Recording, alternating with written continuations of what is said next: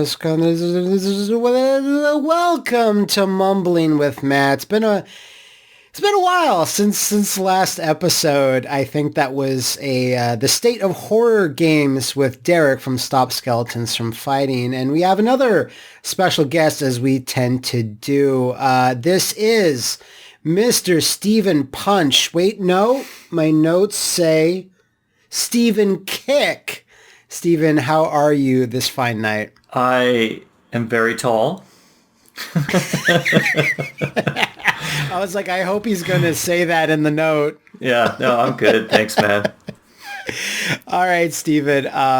We met not too long ago at the Portland Retro Game Con, and just to give people some context, I was like, you see someone on Twitter, you don't know anything about them, and Stephen comes in, he's just this 12-foot tall Adonis, and he likes first-person shooters, among other things, and I was immediately enraptured with him, because I've been a fan of Nightdive games remasters for a few years now. We'll talk about that in a bit, but I decided, what better time and what better person to discuss this hot new genre that just showed up out of nowhere only a few years ago. I'd say May 2016 when Doom Eternal came out. I know, when Doom 2016 came out. It took like 25 years, but it was an overnight sensation. Really? Like, it's just, it's kind of always in the background, never really doing much. And then just bam, everyone's like, wow, gaming from the first person perspective. Who would have thunk it? I know. And it's been so difficult for people too. It's just fun to watch. It has been fun. You know what? You say that and, we're joking or whatever, but that's a good jumping off point right there, because as much as we can, say like, Doom 2016, like I've seen people that are like, I've never played a Doom game before, and I just started with 2016, and now it's like my like I never really got into first person shooters, and I just saw people start saying like, how hyped this was and how like surprised I was by it, and I'm like, you never played Doom ever, like any version of that was crazy to me. But that's where we'll start, is like, what was your first exposure to first person shooting in general? The very, very first thing that I remember is going over to a friend's house after school, of course, and they had their brand new 486, and they showed me Wolfenstein 3D. And I just remember going, oh my God. One layman.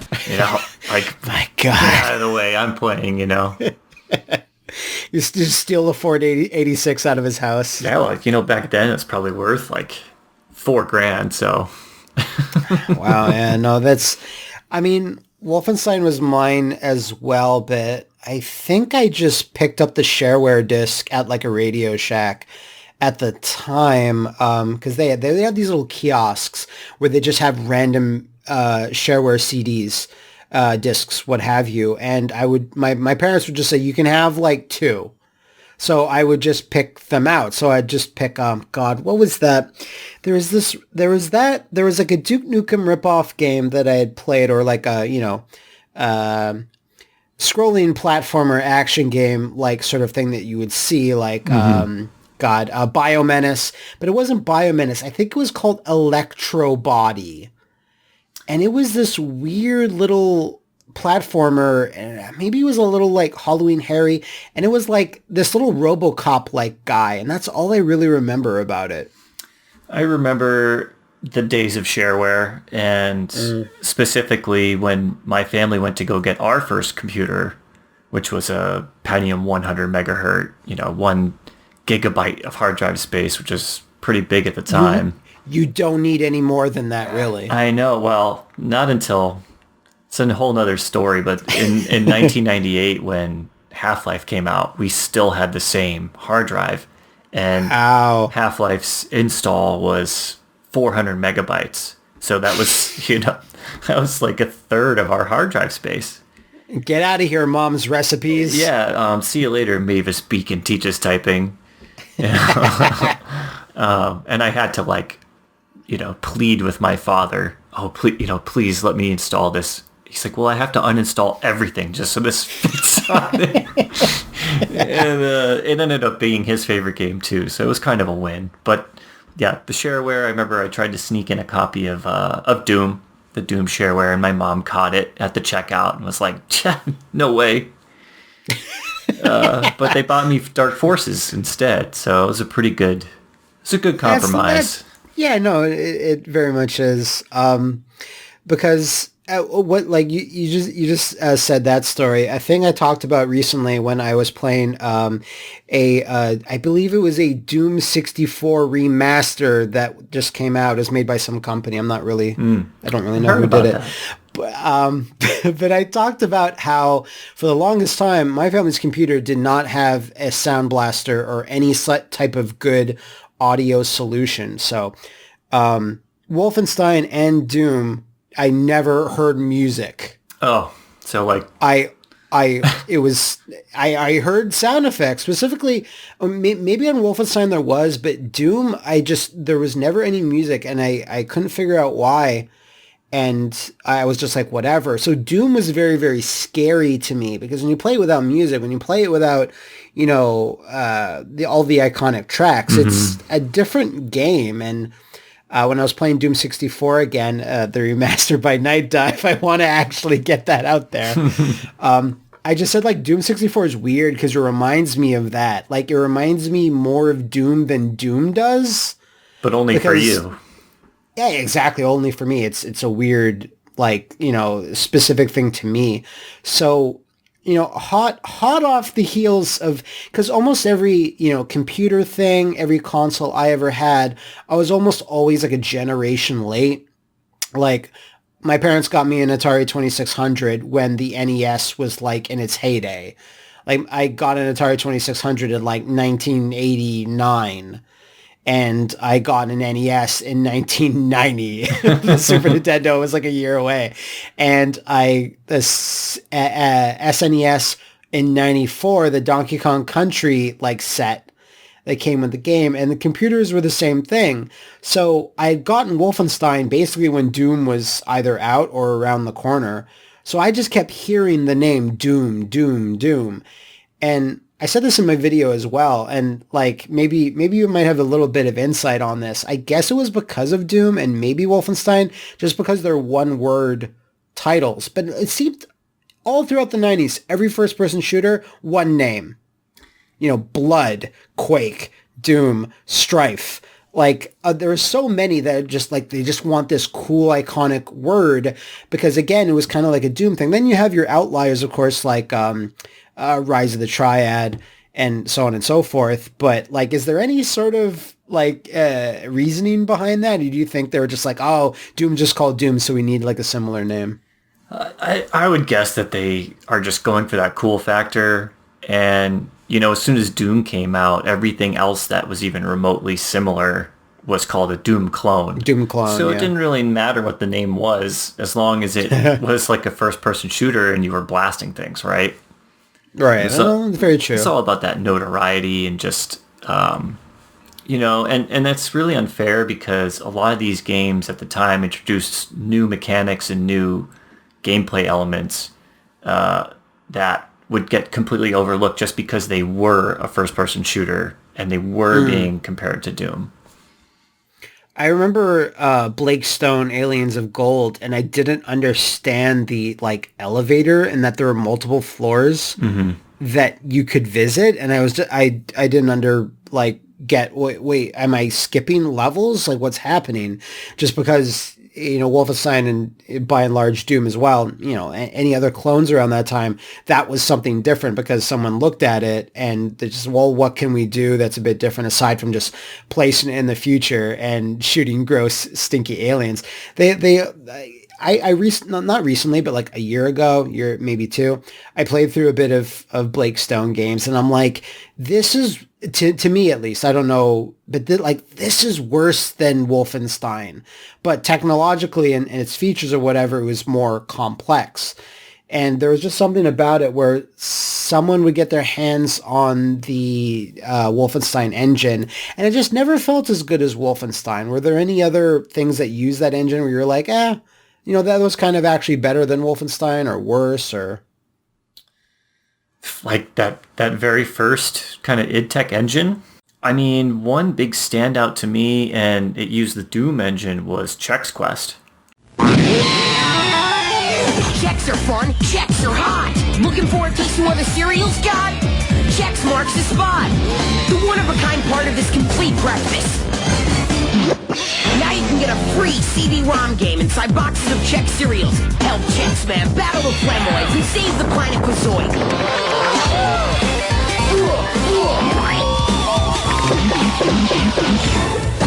One free in specially marked boxes of Chex cereals. I love that game. It always comes back to Chex Quest. I mean, that was amazing. When's the remaster? Oh man, I wish I could tell you. I mean, you remember when that came out? It was like you got your box of Chex, and there was a CD inside, and instead of it being the shitty, AOL 5,000 hours, it was like, there's a first-person shooter on this shit, And it was This is good. the future. I'm living in the future. It was good too. I knew a friend that had one because I'm in Canada, and like Chex didn't really have the presence in America that it did in Canada, I don't think.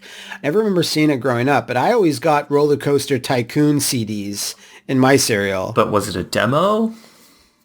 It wasn't the full version, I don't think. All I remember is that I would, play it for a few hours and love it, but like I don't have a memory if it was the demo or not. But like Chex Quest kind of flew by me, but like, not too long ago, I'd say like, 4 or 5 years ago, everyone's just like Chex Quest. And I'm like, is everyone high? What's happening? Like, what's going? And then I would look it up, and I'm like, oh, and then like all of a sudden, maybe 2 years ago, everyone started making Chex Quest videos. Like the Angry Gamer made a Chex video. Yep. Like Civi made a Chex video, or at least references it. And I was like, wow, this is a real thing that totally happened. That's pretty cool. So about 5 years ago, I reached out to General Mills and was like, you guys got to put this shit out there. And they just kept denying me, and I kept sending in the proposal because they have this automated proposal project system that you can send to them. I thought you were going to say automated proposal rejection system. Oh, well, it may have been that. Right. Yeah, they probably just added my email to a list and just... These motherfuckers keep asking about Chex Quest. What is that? Like, yeah, I'd be surprised if any like VPs that currently work there worked there during Chex Quest's hot period. Yeah. I guess. Well, when they released that, their revenue spiked. Like, it just went ballistic. Like, they couldn't keep boxes of Chex on the shelves because... The shelves. And, you mentioned... Kids wanted to run Chex Quest Deathmatch. Yeah, and... you mentioned earlier in the show that Doom Eternal or Doom 2016 is a lot of people's first experience with first-person shooters. Well, I would argue that Chex Quest is probably way just more... as important. Yeah, that was a milestone in yeah. exposing people to the FPS genre. Yeah, no, they're not glory kills. They're like Chex kills instead when you get up close to a guy and initiate a melee. Aside from Chex Quest and some of the earlier games like we've already just kind of covered, around the period of Wolfenstein Doom and later into the 90s, did you have any other sort of favorites that stand out that you'd like to give it a shout out to? Because it's a weird genre where there were so many games, like there were so many clones and such that games that would even consider very good, but you still liked it because of whatever personal experiences, or there was just, some aspect. So were there any in the 90s, like I'd say mid 90s, that kind of stood out to you?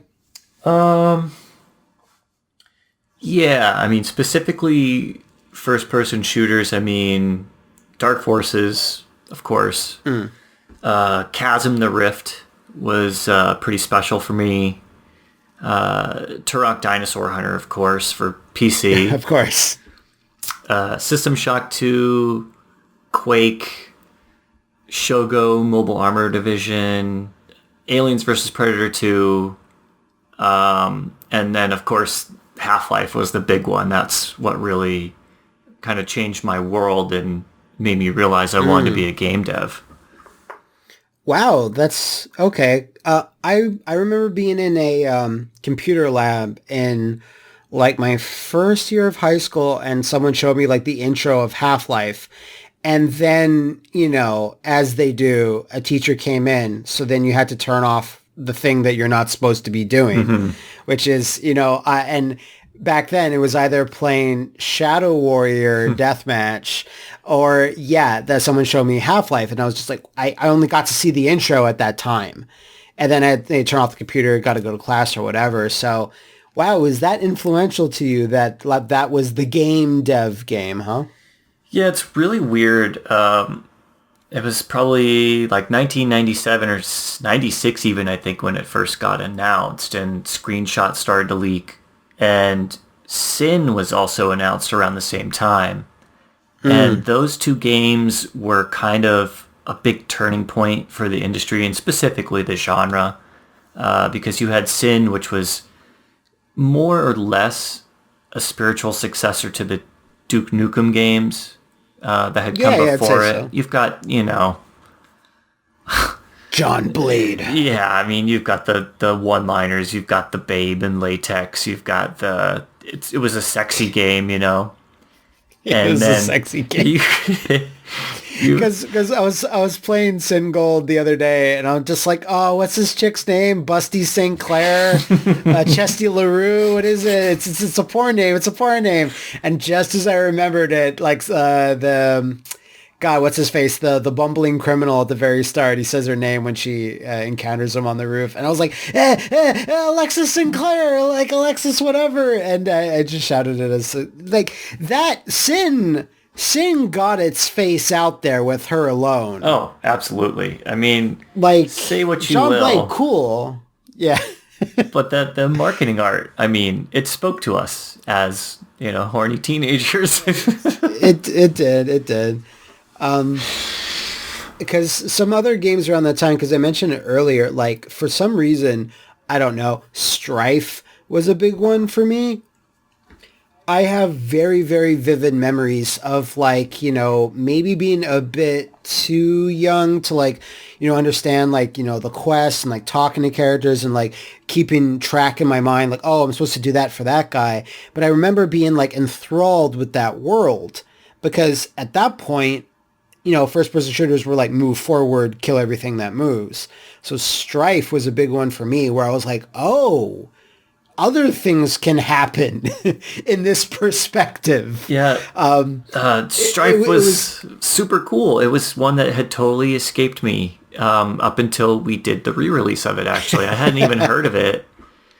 And I got a chance to play it, and man, it's totally a hidden gem from that era. Yeah, it is. And primarily because it was, like you said, it's one of the first games in that kind of Doom clone era where it's heavy on the narrative, and then there's characters in it that you don't kill.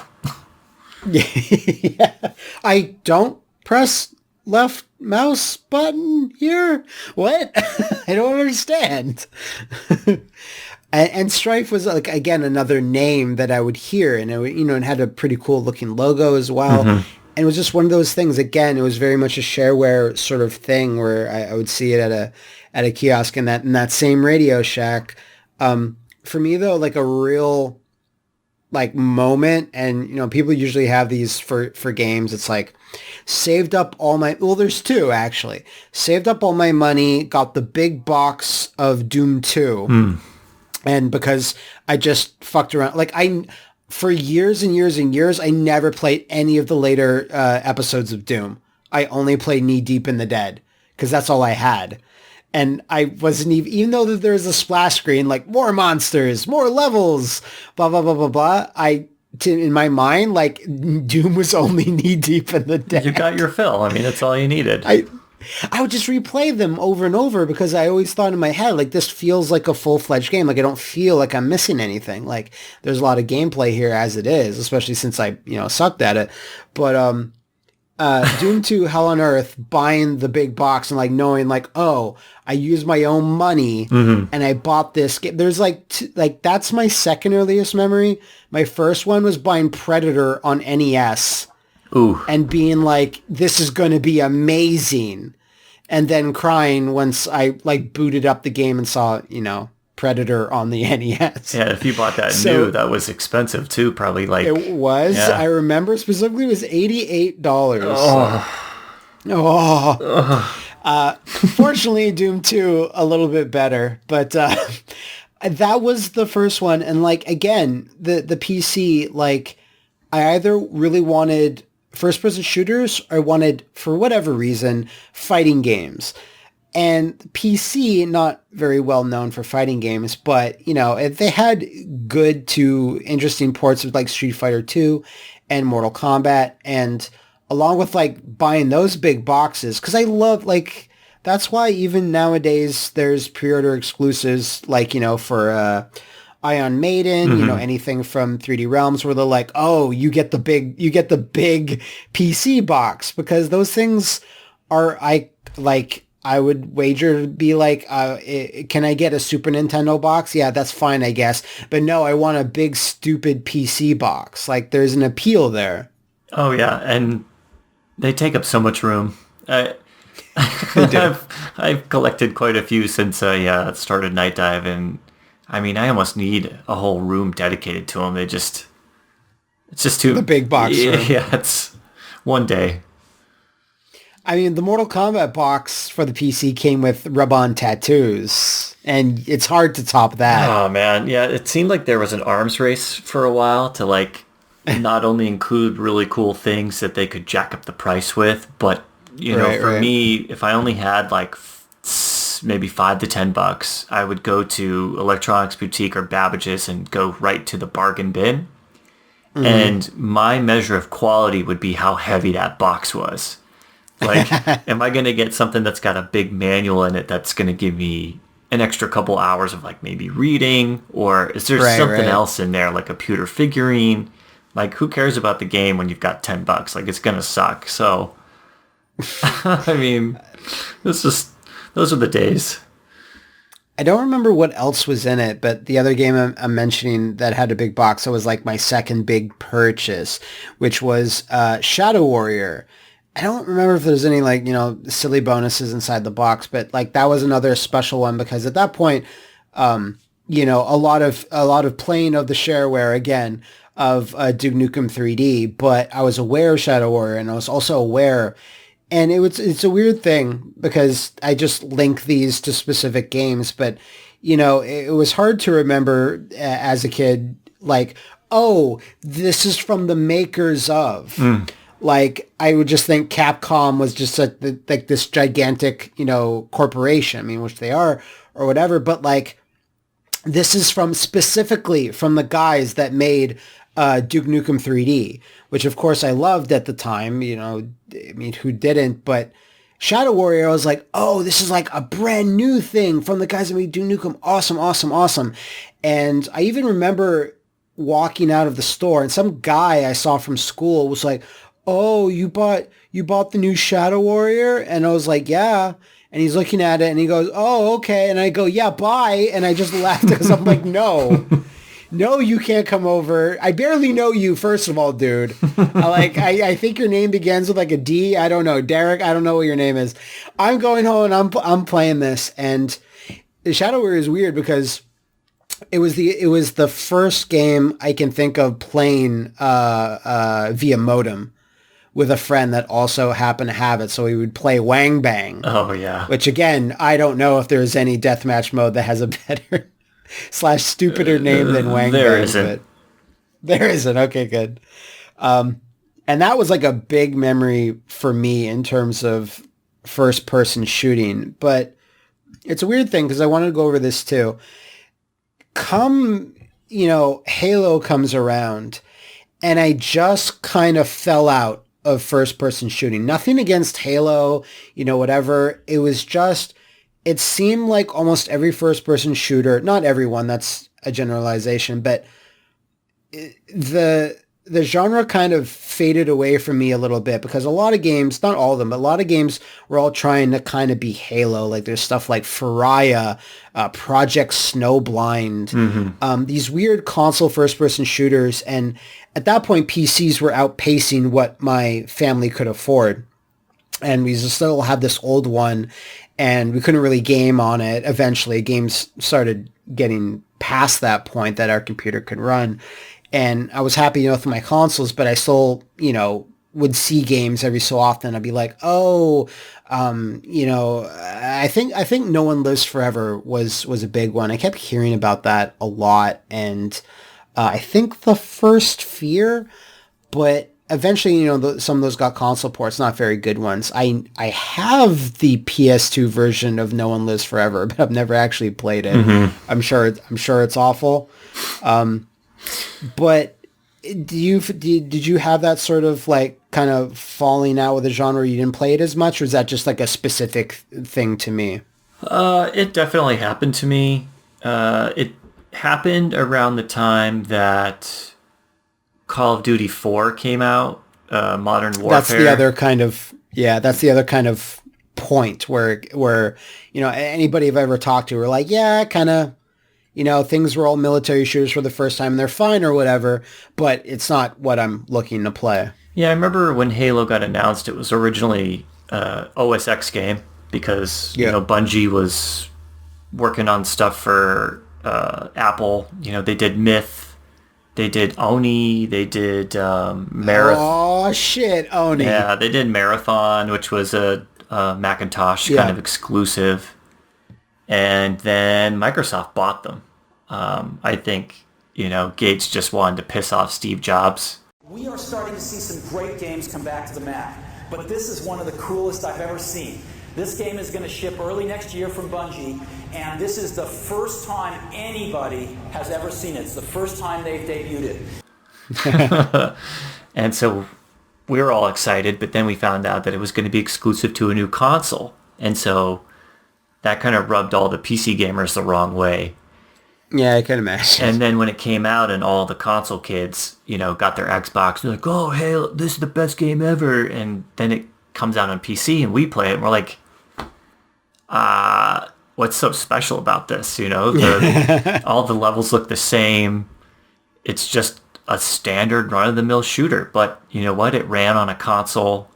It was easy to control with a controller. I could totally see the appeal, but at that same time, like we had, Star Trek Voyager Elite Force. We had, of course, like Quake 3 powered games. We had Star Trek Klingon. Oh, Honor Guard. Yeah, I don't know about that, but we had Clive Barker's Undying, and Half-Life was expansion packs were still coming out for that. I think Return of Castle Wolfenstein was around the same year, like 2001. Yes. I think. Return of Castle Wolfenstein, I know Enemy Territory was 2003. So in around Halo's, heyday, I guess. Yeah. And I mean, I don't think the PC port came out till many years later. But that was, one of the cool things that they did was they released the Blood Gulch multiplayer level for free. Right. And that was what we installed on all the school computers. We just played that. Speaking of like consoles and computers, was N64 stuff? You mentioned the PC port of Turok, but were N64 because even though it was the late 90s still, I love my N64 because there was such a huge amount of first-person shooters, especially for consoles, really, really good ones. Were those things that you were got exposed to at all at a friend's house, or did you have them GoldenEye, Perfect Dark, the original Turoks, Armorines, Project Swarm, perhaps? So my parents didn't allow me to have a console in the house ever. Okay. So the PC was pretty much all I had in terms of gaming. But my best friend who lived down the street had, Super Nintendo, N64, and we played all the, the usual suspects, GoldenEye, Turok, Perfect Dark, and we would just take turns playing, and then we would switch to like multiplayer, and that's kind of how I got exposed to the, I guess, the console exclusive stuff back then. And did those make like an impression on you? Like you mentioned when, play Halo and you're like, this is fine, this is good, but it's not blowing me away. Did those N64 ones do anything like special to you, or? Not really. I remember wanting to play Turok and getting excited when I found out that you could get a free copy of it with a Voodoo 1 3D accelerator. Right. And so I did the only logical thing and saved up my money all summer long and bought, a 2 megabyte 3D accelerator so I could play Turok on my home computer. That's like the biggest waste of money and time I've ever heard. Well, it also came with Moto Racer GP. Okay, fair enough. Jane's Longbow, which, I installed that and couldn't figure out how to get the helicopter off the ground, so just basically threw the disc away. Right. But one of my, I think, defining moments was playing, I think it was NHL 98, because I had it, but I had to play it in software mode. And then when we installed the card, it was a kind of a bonding thing with my dad, like upgrading the computer. And we booted up NHL 98 and we switched it to like 3DFX Glide, I think. Right. And we start the game and it's just buttery smooth, and our jaws like hit the floor and we're like, oh my God, like I can't believe. Graphics can't get any better. No, they can't. They never did. And they never did. That's what I have a bunch of games in my life where I'm like Sonic Adventure. Graphics can't get any better. Like, I have a couple of those. My dad would see me playing first-person shooters and be like, why are you killing everyone all the time? And I'd be like, I don't know what to say to you. That's what you're doing. Like, you're always playing the things where he stopped it. And he just walk away. I never get games taken away or anything, but he was never like super into them or whatever. So he'd buy them for me when I would ask nicely or whatever. But yeah, for me, like GoldenEye, I never owned GoldenEye growing up, but I always had friends that would have it. And it was actually, again, another big defining thing, like, much like Shadow Warrior and whatever. Saved up all my money. I wanted Turok 2 more than anything in the world. I was like, Mom, you need the 4 meg expansion pack. And she's like, please shut up. I don't know what that means. I'm like, Mom, I gotta get it. She's like, okay, I'll take you to the store. I'm like, all right, cool. And I go, and of course, I have no concept of anything. And of course, the game's not out yet. It came out that November. Mm-hmm. I think we showed up at the store in September or whatever. And I was like, oh, I thought I read in Nintendo Power that, oh, okay. Like, I think I mistook a preview for, like, it's out. So I wanted that expansion pack so bad. And on this account, we stand forever on Turok 2. I was just like, this is the greatest first-person shooter ever. Nothing can ever touch it. I remember still playing it in, like, again, that first year of high school. I brought my console and my copy of Turok 2 to play on one of the TVs that are on the wheels, Mm-hmm. And some PC fucking nerd is like, that game looks terrible. It looks like... And he goes, he says, it's nothing compared to Half-Life. And I was like, half what? That sounds like it's a stupid game. And I'm just like, yeah, throw the Warblade around. And I'm just having fun with my Turok 2. He's like, okay, whatever. And walks off. And of course, Half-Life never went anywhere. So yeah. I think I kind of won that argument. I mean, but they got to Turok 3 and you can't say the same about Half-Life, so... They got to Turok 4 and they got to Turok 5. Mm-hmm. They're not called that, but, yeah, but Turok was really, really, I don't know why exactly. I think it's because it was a residual thing. Like as a child, I was really into dinosaurs, and at a point, Jurassic Park becomes lame. Like after Lost World or whatever, it's like maybe I'm not into dinosaurs as much as I was. But Turok kind of brought it back. I was like, oh, but you're killing dinosaurs. You're so badass. Did you ever read the comic books? I read the actual Acclaim ones that the games were kind of based on, but the original 1950s ones, like Turok: Son of Stone. No, I didn't read those. Yeah, I'm talking more about the Valiant ones. Those are fantastic. They're just because Acclaim bought Valiant. It's so weird to me still, but yeah, the ones that you were referencing specifically, I did not read those. They even brought back Turok like 2 or 3 years ago. They had what's his name? Greg Pak, who did a lot of good writing on Hulk comics for years and years. He just got a run at Turok. I have the comics. I haven't sat down and read them yet, but those were such a big deal for me, and those were kind of like. When Turok Evolution came out, I was like, ooh, I hope this is good. I hope this is good. And it wasn't good. And I rented it and just went, oh my God. Like even back then, it's just like, okay, back then especially, I'm like, why is this so bad? I didn't understand. Like I'm playing it, I'm like, there's just everything just feels off. It doesn't feel like the other games at all. And like, well, what happened here? And we just didn't have the language to describe. Yeah, no, our disappointment. Like you need some type of eldritch truth to figure out why Turok Evolution was so bad. It's one of those ones where we get, a lot of requests for like, oh, come on, like Turok 3 Evolution. And I'm like, I would rather just make a new game, I think, than try to fix that one. I'd rather just keep the free and not work on that stuff at all.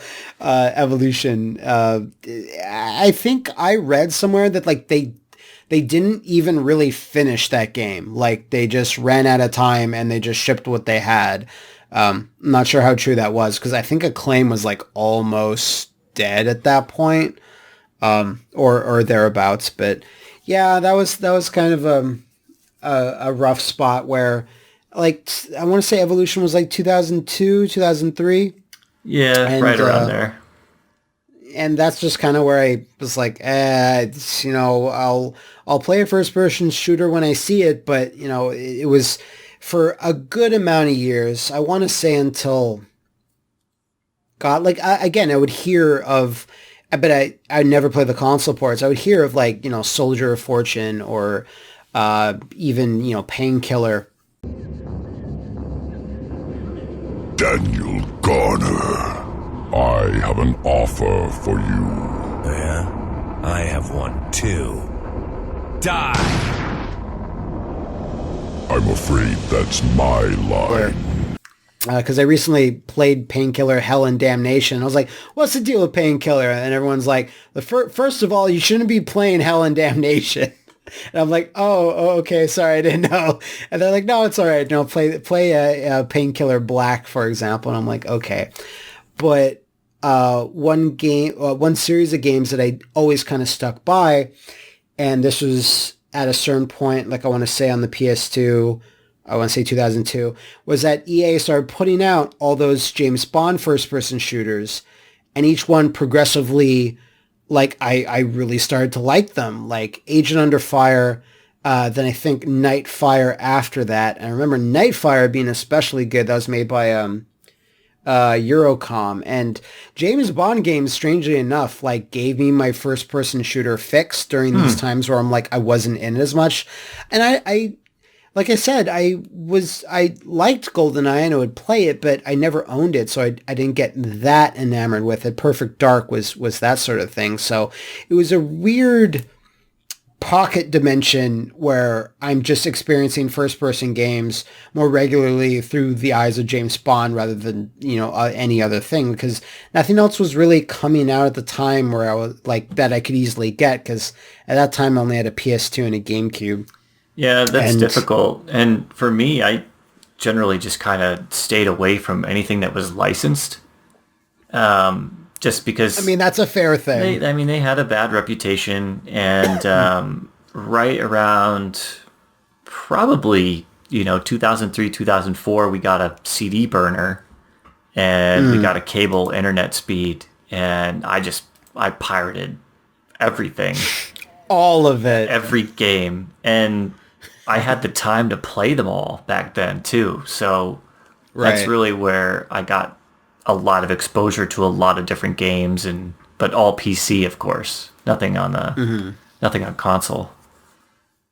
Because I'm not sure if Agent on Fire did, but Nightfire certainly got a PC port by a company. Let me check my notes here. Called Gearbox. I haven't really heard of them before, but sometimes those would have some sort of PC port. Like Nightfire was like an outlier. I'm not sure if any because then EA took that franchise and started making them third person. Then there was like Everything or Nothing, which was a third person game made by Redwood Shores, which turned into Visceral Games.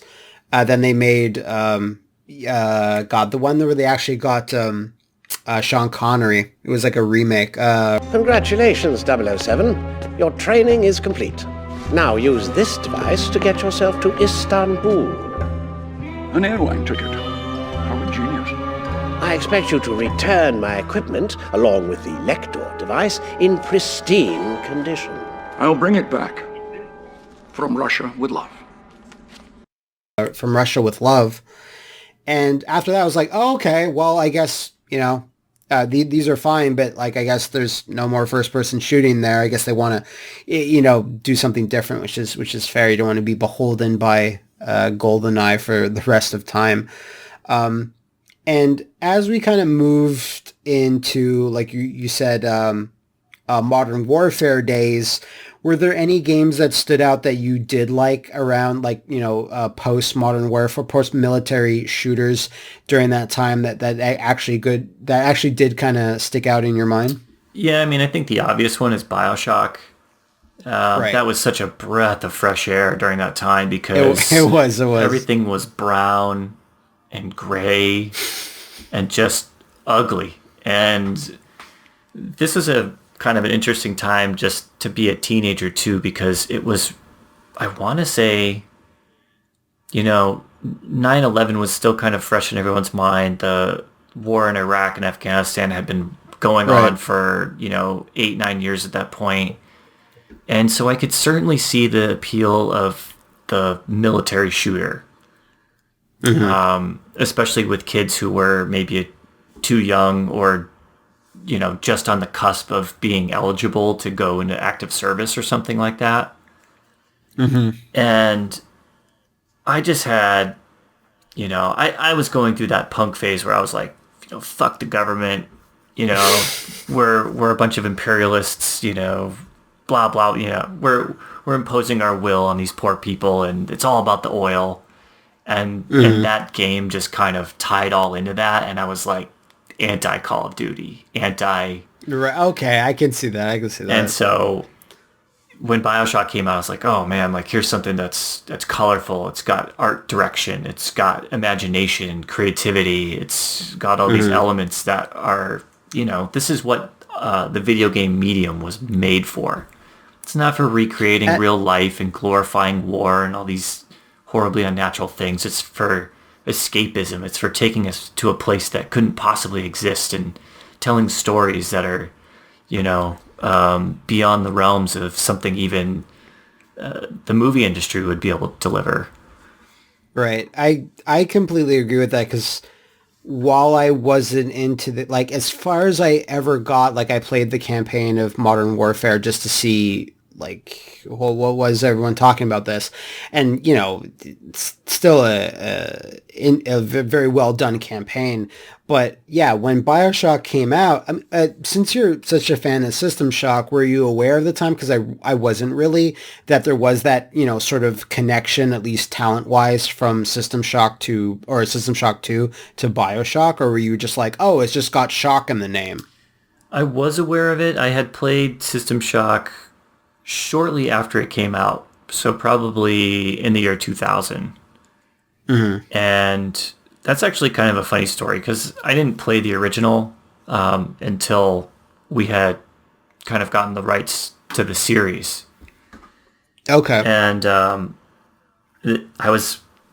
never forget this. I was sitting at a lunch table, at school, and I'm talking about Half-Life, like how great it is. It's this genre-defying experience that, you can't call yourself a gamer unless you've played Half-Life. And one of my friends... And I'm the same way. I'm just replacing it with Turok 2. Yeah. And, I was probably that kid that came in, started talking shit to you.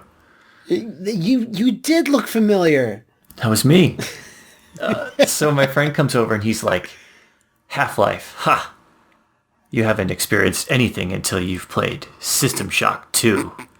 And I was like, what are you talking about? Like, I've never heard of this. Crazy. Yeah, and he just turns around and he leaves. And so the next day I'm sitting there at lunch and my friend comes up to me and he just puts the big box in front of me and just walks away. And I'm like, what? That is cryptic. So fucking weird. And I go home, of course, I put it in, I install it, and I'm playing it. And, 4 hours later, it's, 1 a.m. And I'm just like, oh my God, he was so right. Like, this is insane. So I didn't connect the names. Like, I didn't know that Ken Levine was the lead designer on that. And I didn't know the connection until that had been part of the narrative of marketing Bioshock. Until, I had it in my hands. But I was hyped by the time I got it. Unfortunately, I didn't even get to play it for like a year or two after I got it for my birthday because I had an ATI graphics card. And the original PC version of the first game I think it was like a port of the console version because that was their primary platform that they were really aiming for. And so... Oh, yeah, no, that's true, yeah. And it was the first game that required shader version 3.0, I think. And the ATI cards didn't have that, but NVIDIA did. And I remember I even made like a little meme back then, probably in 2006, where, that... a baby meme. Yeah, I'm thinking about it now, like, wow, maybe I'm the man who made the meme. But, the plasmids, they had that Ignite one. And they had those cute little cartoon characters, like, displaying how they worked. It was a screenshot of that, of a guy snapping his fingers and somebody catching on fire. And I put like NVIDIA as the guy snapping his fingers and then the guy on fire as like ATI. Because I was so mad. Edgy. I was so mad. That was the only way I could express my frustration. through proto memes. Yep. That's Bioshock in general, when it came out, it was again kind of weird where I just hear the name. Like, I'd open up a magazine, more likely open up a website. It's like Bioshock, and I was like, oh, why do what is that? Is that like that sounds vaguely familiar. And then, when I would read some type of narrative on a website article that would be like, yeah, it's kind of like a spiritual successor to System Shock. And I'd be like, right, System Shock, that thing I've never played. Because at that time, there were no console ports of either System Shock. So I remember, though, looking up, of course, a QuickTime video on some type of website that was Shodan's reveal in System Shock 2. And I just went like, oh, System Shock. I still never played it. It was only like a couple of years ago. I think it was the work you guys did. Wait, on System Shock 2 or System Shock 1? We re-released both of them, but the source port that we did was for Shock 1. Okay. So it was 2, and it wasn't even that long ago where I was like, okay, I'm actually going to, play through this and stuff. I've never played too much into System Shock 1 just because I find someone should remake it. You could say it. Yeah, it's a challenge. I hope someday someone could remake that game and, you know, bring it up to spec. But, you know, around that same time though, again, you know, since you're so much of a PC guy, around that time, I think it was in even the same month, Metroid Prime 3 came out the same month as Bioshock. And I was really, really into Metroid Prime. Like, oddly enough, I got really into Metroid Prime 2, the hardest and, like, you know, to complete in general of those games. And I kind of was blown away by those just because, again, it was one of those things like Strife where I'm like, oh, platforming. Oh, like, you know, exploration. Oh, like using the Metroid formula. So those were a big deal for me as well. Did you ever touch any Metroid Primes when they were new or no? Was the first Metroid Prime, was that the one on the Wii? The first one was on the GameCube. Okay, so... The third one was on the Wii. Okay, that's the one I played. But what, the third one? Oh, okay. And like, you know, that was obviously more of a mainstream attempt, you know, putting voice acting into that one and more of a narrative. But what is the logic in disrupting a Federation training mission? They're pirates. How could they resist a prize like that? That never would have happened if I'd been there. Then it's a shame you weren't. I still enjoyed it, but it was, again, kind of a bit like you, maybe not like a year or two, but it was like, you know, a good while later where I actually got to sit down and play System Shock. Like, I think I had a copy for a while, but I just never wound up playing it for, you know, whatever reason. So there's that. And in general, while that's not a, you know, reboot, remake, you know, it's somewhat of a spiritual successor. Around this time, you know, I'm looking through the little docket that we have for this, and are there any like reboots to franchises, reimaginings, whatever you want to call it, where, you know, how did you feel about them? Like, were you like into this, or were you like, oh, this was actually a really good way to remake something? Because I have here stuff like Wolfenstein 2009 by Raven, which everyone forgets about. I always hear Return to Castle Wolfenstein, obviously the originals, you know, Wolfenstein New Order nowadays, but like sometimes I'll go, what about Wolfenstein? And they'll be like, what? I'll be like, Wolfenstein. That's what they called it. And everyone's like, and I go, it's the one with the blue Nazi skeleton on the cover. And they go, oh, that one, yeah. That was a good box art. Yep. So were there any of these types of remakes that you were into or not, or you felt like missed the mark? No, I thought both those games were great. Return to Castle Wolfenstein was probably one of my favorites at the time because of the free multiplayer expansion that they released, Enemy Territory. It's true, it was free. I forgot about that. I played that probably more than any other multiplayer game at the time because it introduced the classes, which is really fantastic. It was kind of a riff off of the original Team Fortress, which was a Quake mod. And it simplified it, and it balanced it really well. And me and my friend, you know, we would invent some serious cheese where I'd just be like a medic, and I'd just be throwing med packs behind him while he basically, you know, just was a meat shield. And right. So okay. I mean, yeah, that's a good strategy. If you were like, you know, you work together and you were in the same room, it's like you could dominate, and I think that was fantastic. But yeah, both those were pretty cool. They really nailed like that World War II dark magic, you know, esoteric Nazi cultish kind of atmosphere that they are kind of famous for.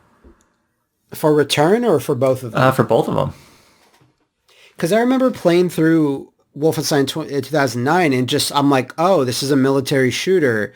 And I had rented it, I believe, at the time. And like, I think I barely got into the artifact they would use to open up the veil. And I was kind of not that impressed with it at the time. And it's something I've been meaning to return to when I make a video and I ask fans, like, you know, any other first person shooters want me to take a whirl at, and Wolfenstein 2009 now gets brought up every so often. They're like, yeah, they play through a bit more of that. It gets pretty good, towards the end. It was, but then I just think about Raven and how Raven, doesn't really make games anymore, and I just get kind of sad. Yeah, I mean, they had such an amazing pedigree, and they did so many great things with the id technology.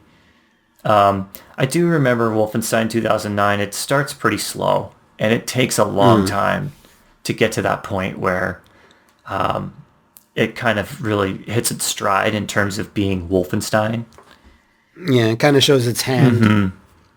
On the same vein of that remake, well, not a remake, but like, reboot, whatever you want to call it. A game I just want to mention, just maybe get your thoughts on it, because it's a special one to me, is Deus Ex, specifically Human Revolution, because I did work on that for like a good year and a half, I want to say now, as a QA tester. And part of the brief when you went on that, I think it was a thing instituted by the lead at the time. He was like, he would ask you or on the team, who or hasn't played Deus Ex 1, and anyone that, who hasn't. So anyone that raises their hand, he goes, all right, so today you're playing Deus Ex 1. Because I don't want anyone that doesn't know what they're doing to be testing this new Deus Ex. This is really, really important. Because we were testing it where they were making it at IDOS Montreal. And they'd been, at that point, working on it for 3 years. They hadn't even produced a game yet. This was like the first big game. And I said, I did play it a little bit. I do remember playing Deus Ex. He's like, just, play it again.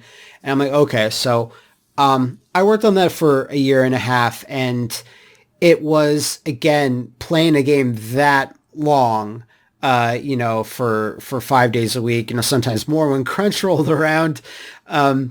It made me see like every single aspect of like a game's design, every facet to a quest line. And it did, since I played it so much, it opened my eyes a bit more, or more than a long time, especially compared to the games I mentioned before, like Strife and what have you, where I was like, wow, you can do so much more. And again, because Deus Ex was more of like a PC, franchise or whatever, and not speaking about Invisible War, but for Deus Ex 1, like, I didn't get to play it that much. But when I got to play so much Human Revolution, I was like, this is really, Bioshock too, to a certain degree, but Human Revolution really made me go like, wow, you can do so much with this genre sometimes, and I forget that you can. I've obviously missed some games along the way that are, just as impressive, but that was a really special game to me. Did you ever get to play much Human Revolution? What are your thoughts on that whole, like, rebooted sort of timeline they went? Not rebooted, but I guess prequel. I played through that game all the way once. And I remember starting it at least half a dozen times and kind of getting to the same spot and just like falling off. And right, any recollection of where that spot may have been? I think it was the boss battles, honestly. Because I loved everything. Like, I loved exploring. I loved like getting clues and hints as to what's going on, and traveling through the little part of the city that you had access to. And I love that freedom. But then when I actually kind of got into the combat, I was like, it wasn't its strongest suit. It wasn't. You mentioned the boss fights. Everyone in the office everyone is like, the boss fights are the worst part of this game, and we're going to get lambasted for these in reviews. But the boss fights were actually like sourced out to another company. Like, they were doing them, and then when they re-released the game with the DLC, the director's cut, they instituted things to circumvent the boss fights, because the original vanilla release didn't have that. but you were able to like hack things to just like kill the bosses instantly if you just didn't want to fight them, or you know, they added little extra rooms or whatever. But like whenever I do talk to anyone about Human Revolution, the boss fights almost always get brought up. So that's why I gave that a hearty chuckle. Yeah, and I think that, you know, the other big part, like I would get by that, and then I would get to China or Hong Kong, and I would play that for a little while, and then I'd be like I kind of missed Detroit. Yeah. And then that game was long. Because that was it was very long, and if you did play the director's cut, which folds the DLC directly into the campaign, that's a mistake.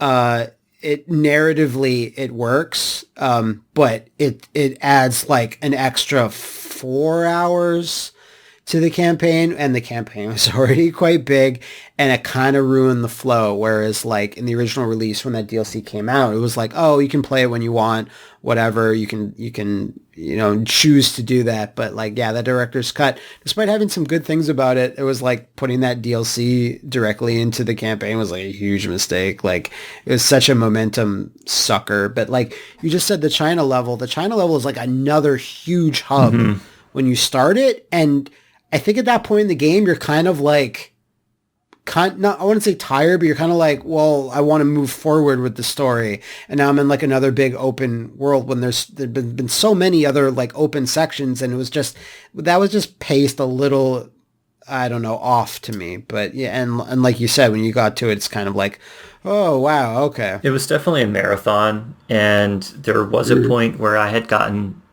you know, past that. And I'm like, okay, like I'm gonna finish this game. I don't really want to, but I have to see it to the end. Gotta. And right. I remember getting to, is it Antarctica or yeah. And I was like, what the hell is happening? Like this whole thing just completely went off the rails for me. Story-wise, yeah, it does. What, wait a minute, I did not see any of this coming. And the way it ended, I remember sitting there and being like, what did I just see? Pick your ending. Yeah. I gotta ask, Duke Nukem Forever, go. I couldn't bring myself to play it. To play it, not finish it, just to play it. Yeah, Okay, wow. My dad actually bought it. I envy you. My dad bought it, and he played it all the way through. And he bought the Balls of Steel edition. I don't know what edition he got, but he did play it. He's like, you know, it isn't as bad as they say. Having completed it recently myself, where you play that, and there's just these long slogs of there's nothing to say, because it's just, you know, substandard shooting mechanics and substandard whatever. Not awful by any stretch, but just there's not much to say. So I did like a narrated let's play of it where I just kind of fast forwarded through the bits that I had nothing to say about, and just was like, okay, well, this is an interesting room, blah, blah, blah. Having played through it again, it's like, what I haven't done is like the DLC that was cut out, which by a lot of people's opinions is actually like, if you need to play Duke Nukem Forever for whatever reason, just play the DLC, because the DLC is, you know, it has so much more like going on with it. Character interactions are just kind of more, you know, normal. It's not so weird and creepy. It's paced much better, blah, blah, blah, blah, blah. I still have to go through that, but when I ask Duke Nukem Forever, go, I've never heard the answer of like, I didn't play that. that cuts that bit short. Great. So we got to move on now. Steven, how did Nightdive start? I've been wanting to ask you this for a little while, just because I find your company so fascinating. All right. Well, so I was working in the industry for a number of years at Sony Online Entertainment with my girlfriend at the time. We were both character artists. And cool. We got to a point where we got really burned out kind of working in that environment. And we decided to just quit. So we saved up some money We sold off pretty much everything, that we owned that we couldn't carry with us in this little 4-door Honda Civic. We packed everything up in there, and then we drove across the border into Tijuana. And we ended up going down the Baja Peninsula, taking a ferry over to the mainland, and then traveling through essentially all of Mexico and every single country in Central America over the course of 10 months. Okay. And during that time, we had stopped in this little hostel in Guatemala called El Retiro. It was kind of deep in the jungle. And I brought a netbook with me. And the plan was to play some of my old favorite games that would kind of re-inspire me or, give me some creative mojo to maybe make my own game or get back into the industry, just find some inspiration. And I put Fallout 2 on there. Turok 2. No, not Turok 2. You couldn't get Turok 2 yet. I know. I was just hoping against hope. Grim Fandango was on there. Okay. Let's see, what else? Curse of Monkey Island. And System Shock 2. And one night, it just began like thunder and lightning, and it was super cool and creepy, and I was like, I'm going to play Shock 2 right now. Like, this is perfect. And I couldn't get it to install. I couldn't get it to do anything. I couldn't copy the contents of the disk onto the hard drive and get it to run. It just was broken. So I went to GOG.com just assuming that it would be there and I'd get to play it. And it wasn't. But it was at the top of their wish list. I think it had something about, maybe 40,000 votes up at that time. Ah, okay. And I was like, "What? This is one of the best games ever made. How can it...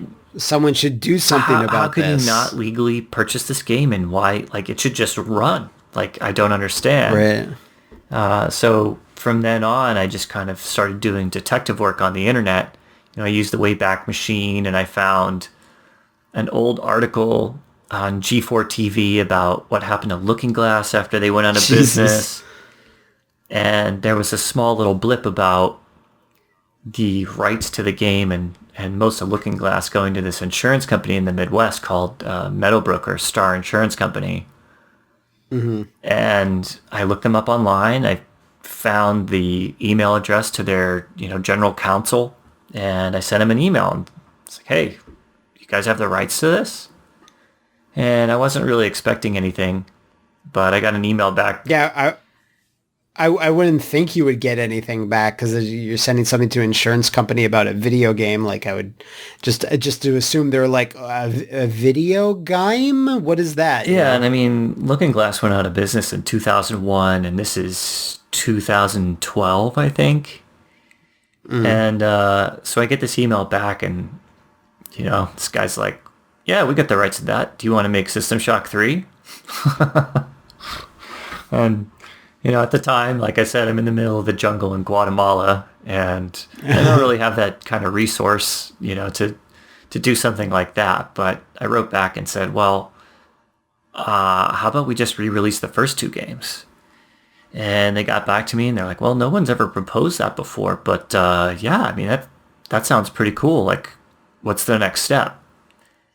And I essentially went to my programming friends, in the industry, and tried to get somebody to get on board with this when we got back to the States.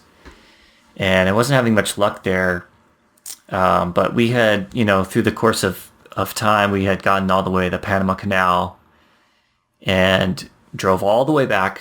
And we crossed over into McAllen, Texas, and we stayed with some friends and some family. And I took a call with the insurance company to kind of go over some of the details.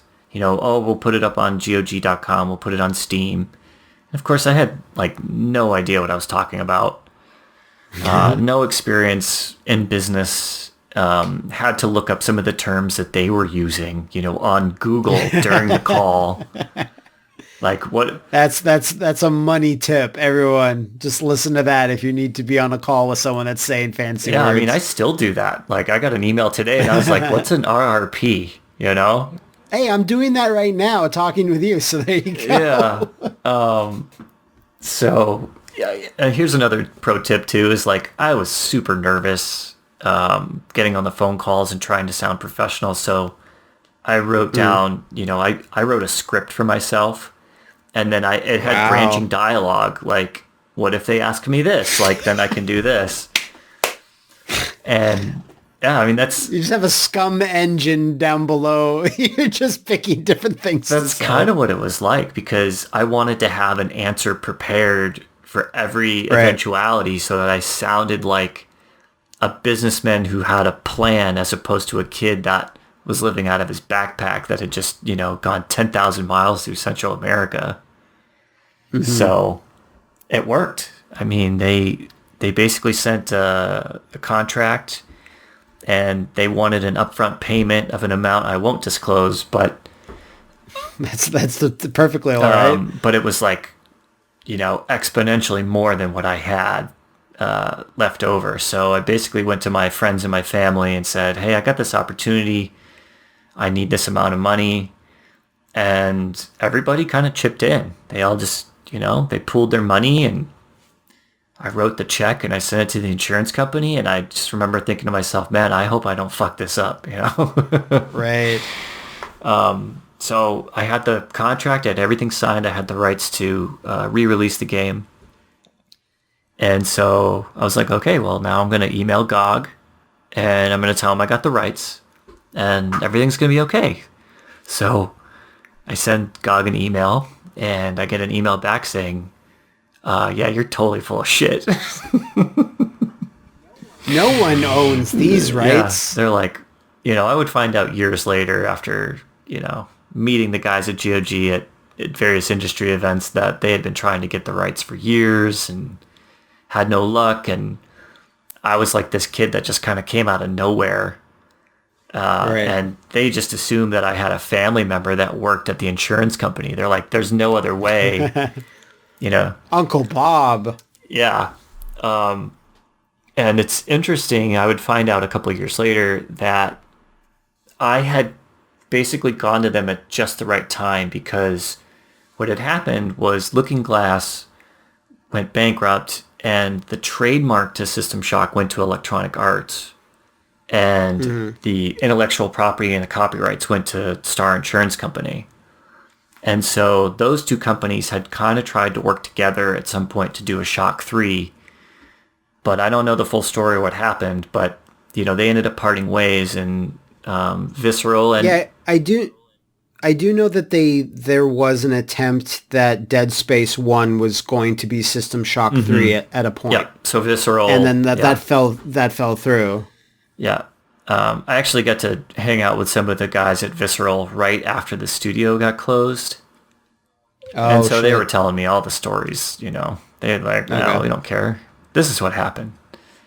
It was nice to have that actually confirmed, because it was just a rumor kind of up to that point. Right. But what had happened was EA basically was like, well, we can't do anything with System Shock, and they let the trademark rights lapse. So they abandoned them, essentially. And just as I was emailing Star Insurance Company, they registered those trademarks. But in order to maintain them, they had to commercialize a product called System Shock. And they knew that they couldn't do System Shock 3 because, one, it's an insurance company. It's not game development. But, I came along and said, well, why don't we just sell the originals? And that answered their... that fulfilled what they needed to do to maintain that trademark. So, yeah, the game went on sale on GOG on, I think it was Valentine's Day 2013, and it just did better than my wildest dreams, and it really kind of opened the door to, like, all right, well, what other games can we go and rescue? Like, let's do this. Straight to Turok. Because that's actually, I think there might have been something maybe that I've seen the Nightdive logo on before, but my first real memory, and I was going through like a list of games, is like it might have actually been the remaster of Turok on PC. I think that because I have this really distinct memory of starting up a game and recording it and then seeing the logo, and I was like, that's a nice logo. Whoever made this logo probably likes tentacles, and that's cool. So I think it is, because it always was like a startling thing, because there's such a thing as over designing your logo, it being too long, it being too much, and it struck me like just going, wow, that's really nicely done. Like it doesn't linger on. There's not too many elements happening. And when we have this super like realistic like waterscape, and then it fades into the actual illustrated logo, I was just like, wow, I'm going to remember that company. And, thank you. And here we are. So yeah, it's almost been 8 years. I spent a lot of time on that logo. I actually modeled the helmet and the skull. Okay, and cool. A friend of mine, he created the tentacle and the rig, and then I basically storyboarded what I had in mind, and then I sent that off to a friend of mine who's an animator in the film industry, and he did the composition, and then we used a clip of one of his original songs as the music for that. Cool. Yeah. One quick thing. We were just discussing this today during the Shock meeting, but one of our plans is to put a fish tank in Edward Diego's office on the executive level of the game, and we're gonna have like a little miniature version of the logo kind of play in the fish tank. Fun. Because I usually for any big videos or let's plays I do, I'll have an idea for a logo, and sometimes they'll be elaborate, sometimes they won't. But just to put a similar sort of example, like there was an LP of that Call of Cthulhu game, the first person Dark Corners one, of the Earth, and no, the more recent one that was just called Call of Cthulhu, the official game. That one. Yeah, that one.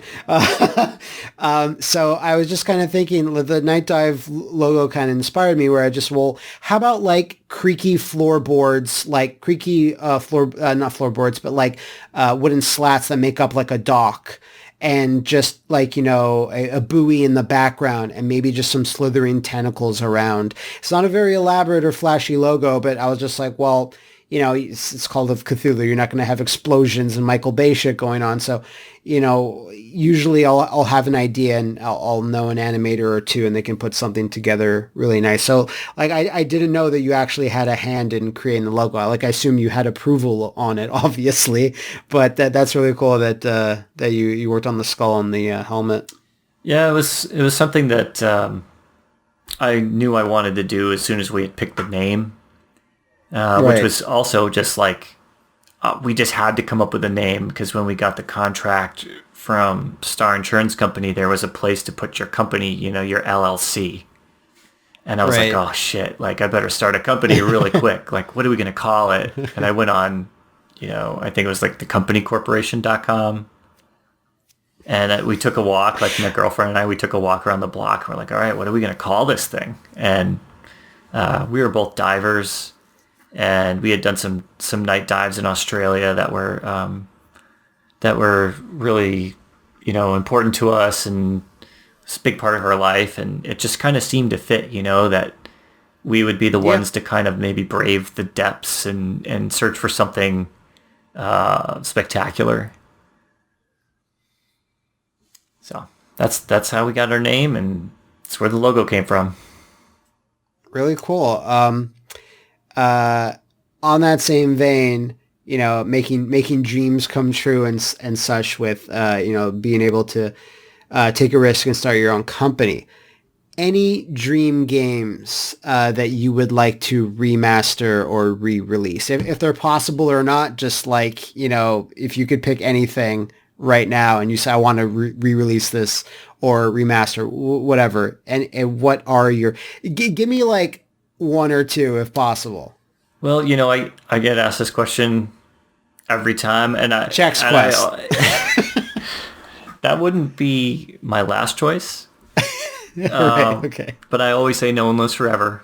Obviously that's the big one. So I was thinking about this. I'm like, what am I going to say? And I remembered this is going to be very obscure. I'd be very surprised if anybody has ever heard of it. But there was like a point and click adventure game that came out in the 90s called Stay Tuned. And it was basically just like a collection of Flash games almost, and parody games.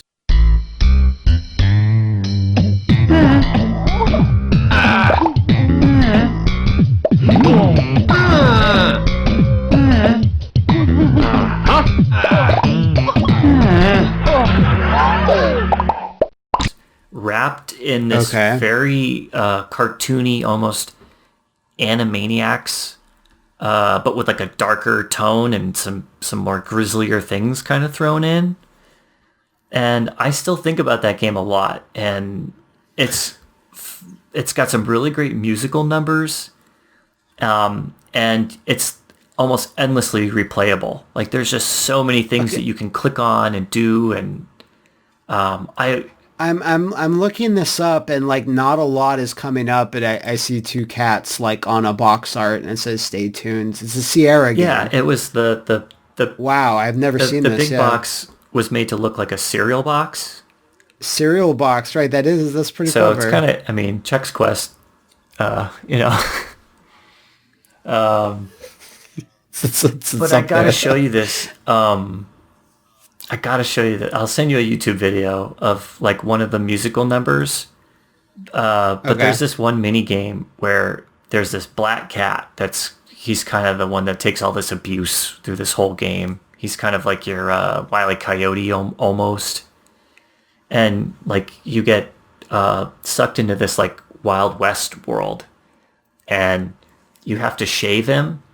And so like your cursor turns into this razor, and you're like, and then you can put the shaving cream on him and stuff, and you start shaving his face, and his hair comes off, and he's like, oh, that's good, perfect. And then you can like keep going, and like the first layer of skin comes off, and it's just like muscle underneath, and then you can go like all the way down to the bone. And I remember being a little kid and playing this and just thinking it was hilarious because it's cartoony. It's not, okay, because you said darker, so I think my mind was getting a bit darker. I'm like, oh, that sounds they grisly. drew all the anatomy. I mean, you can see all the muscle fibers and everything, but it's like a cartoon. It's very itchy and scratchy. Yes, yeah, that's a very good way of putting it. Yeah, so yeah, stay tuned. 2021 remaster in Unreal. Finally, I'm sure on GOG it's also now the number one like ranked wish list game to come out. If I could have a dream game remastered, by Nightdive, whoever, this is also an obscure one, and I bring it up because I think it is available on GOG. I could never get it working. It would be Die by the Sword. Oh yeah, the Interplay title.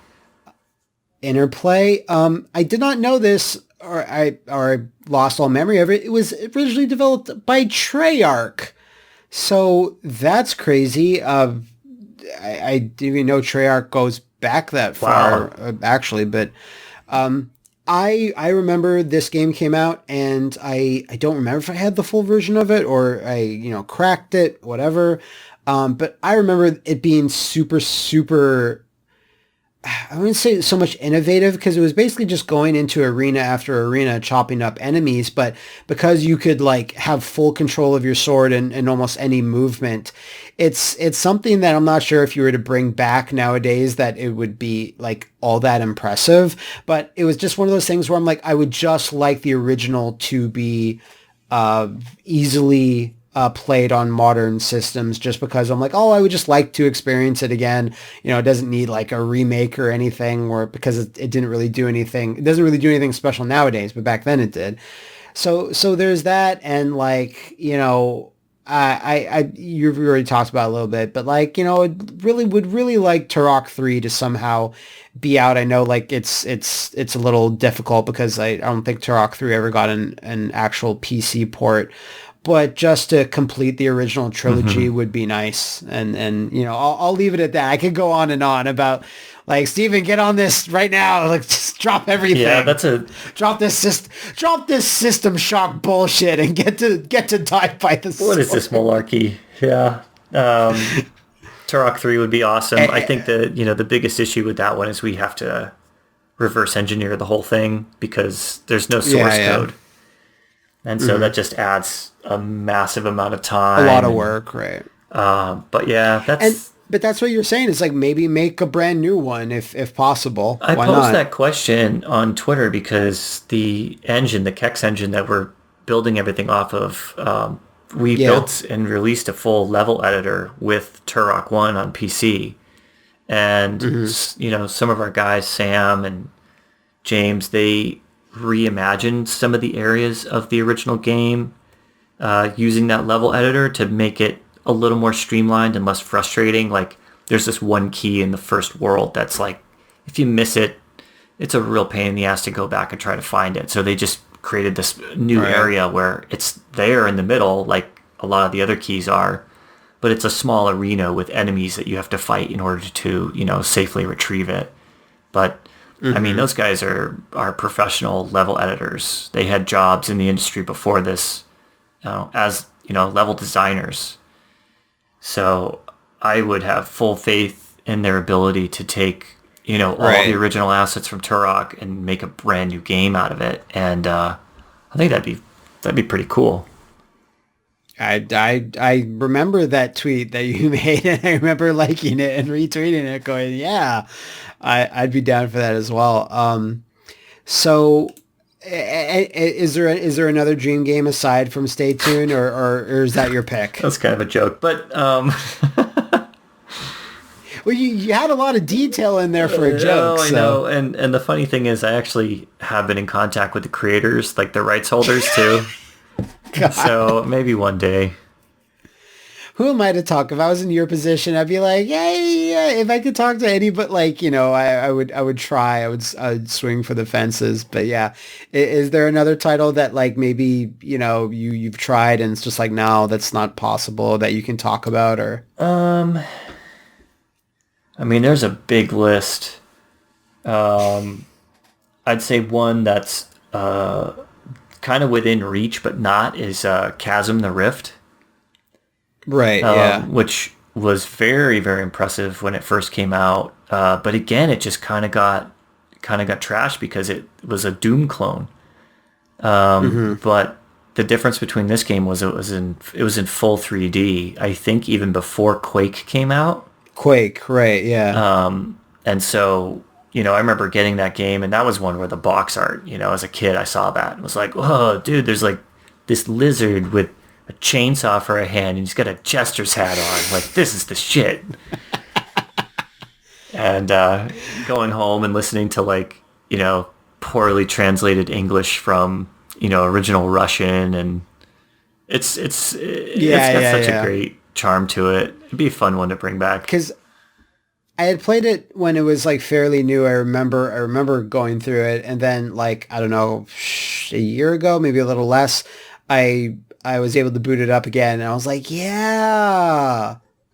And that's about it. Like, I'd played, like, the first 5 minutes, and I'm sure it's something you need to get in a little bit past the 5 minutes, but I do remember liking it as a kid. So if, something on, and it took a bit of doing for it to run for me, and it was, in 4x3 and whatever, couldn't really get it beyond that. But, like, yeah, no, you and other people in the, like, old FPS circles are kind of like, bring up Chasm quite a bit nowadays, because I just think it's one of those things that, like, people do remember if they really think back, but, like, yeah, it doesn't really have any sort of, proper re-release and stuff. Yeah, another one that would be, I'll just throw this in there, but Clive Barker's Undying would be really cool, because it was pretty unique for a first-person shooter, and I want to say probably one of the first to introduce that, like, second hand mechanic where you've got your guns in your right hand and you can cast spells with your left.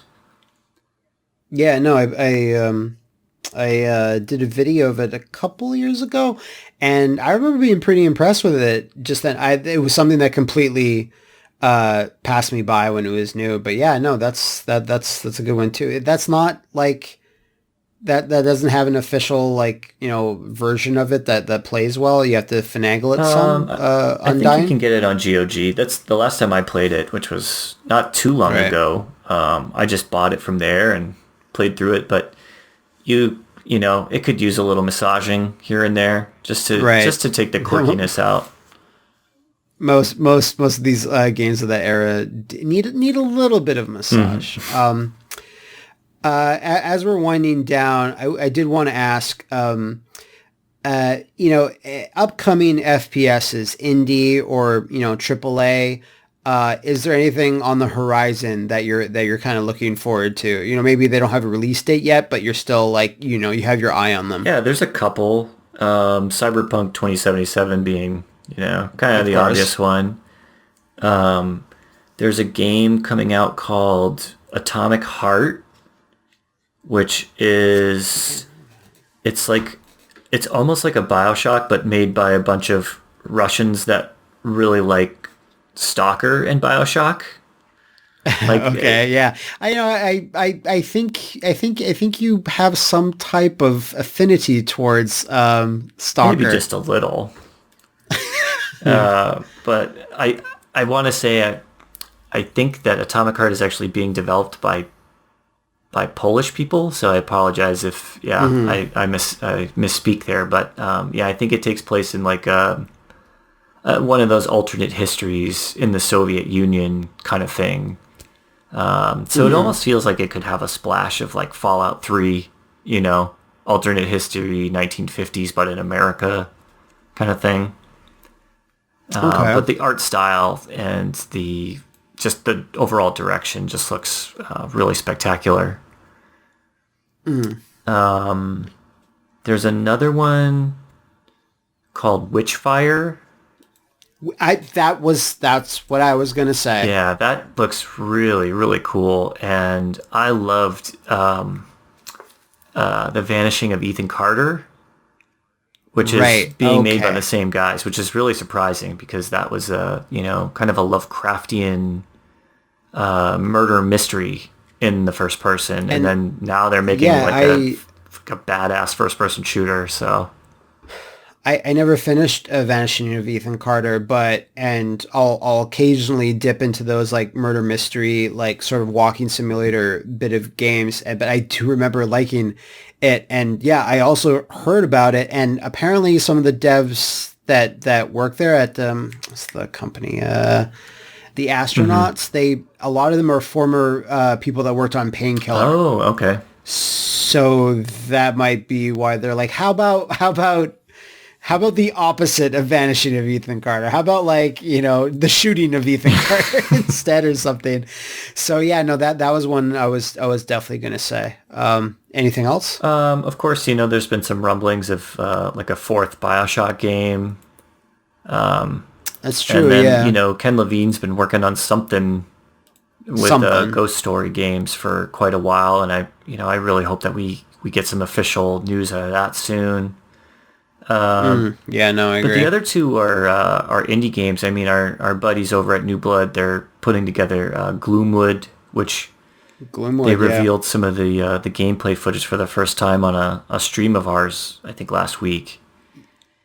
Yeah, I saw that. I'll link. Is that full stream available somewhere? Because I watched it when it was live. But yep, it's on our YouTube channel, and then we've got time codes for all the games that we showed. So if you just go in the description, you could just skip right to it.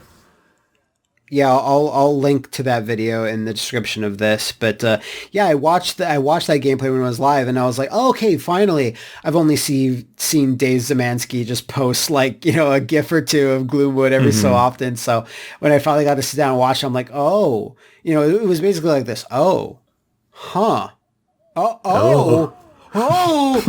So it was a really exciting little slice of the game. Yeah, I love those guys. They're just. They're just like us, they're huge nerds. They know what they're doing. Yeah. So I'm very excited to play that. No, I'm not sure if you caught wind of this, but I think I either made a tweet, it might have been a DM, where I was just on Steam and I saw an ad for Hentai Sniper. And and you click on that ad as you do. And it brought me to the game page, and like the number one biggest comment was from Autry, and it just writes like best game ever, like 5 stars. And I'm like, he's probably been on every hentai blank that even has any sort of first person shooting component or whatever, and just writes all these. And I was just like, oh yeah, no, I should have expected this. But yeah, they're all great guys. Yeah, we used to do this thing where Dave and I would basically just get on Discord, and he'd be drinking like mezcal or something, and I would have some Japanese whiskey, and we'd just basically just start taking shots, and then just rant and rave and gossip and talk about rumors and stuff. And dude, you played Hentai Sniper. You gotta play this.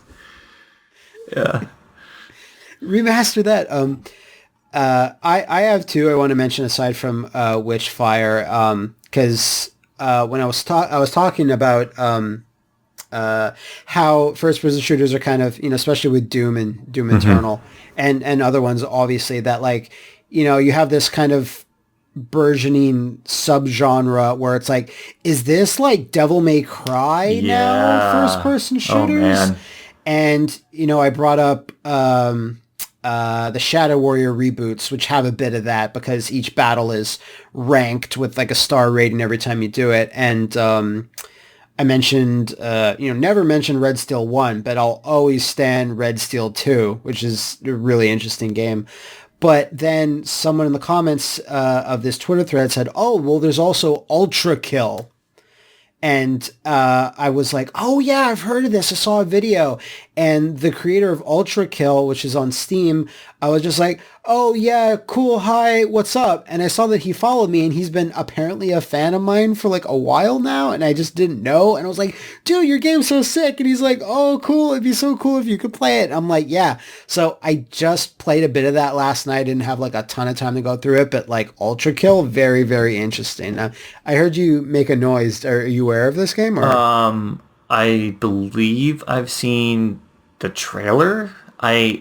Unfortunately, this kind of goes back to what we were very first talking about the names, and Ultra Kill is very much very Doomish. It's very so a lot of the namings kind of they start to blend together a little bit. Yeah, if it jogs your memory a little bit, like it basically looks like a DS game, like a slightly higher res DS game. So it's all like big chunky polygons, and the backgrounds are like not really the important part. It's all about chaining the kills and jumping around arenas, and it's just like, it's a no story, no nothing really, but it's just like, have really, really hype combat. So I wanted to give that a shout out. But actually, wait, no, it was that? Yeah, no, it was that and Witchfire. So, obviously Cyberpunk's, in the conversation as well. But, I always like talking about like something more in the indie spectrum, just because we're living in this great time of, there being way more send-ups to first-person shooters of like different types. Like there's your Quakes, then there's your Duke Nukem 3Ds with like Iron Maiden. That was the one. Ghost Runner, actually. That looks awesome. Which was featured in your stream. And I'm just like, that could have zero story. I mean, it clearly has something. Free at last. Pleasure to meet you. Face to face, that is. Now, let's take a look inside. This may feel a little strange. But that guy with zero story, and I'm like, oh, so it's Mirror's Edge, but even more cyberpunk, and you have a sword. Okay, cool. That I'm good. You've sold me. Yep. So, very much looking forward to that. Yeah, that looks fantastic.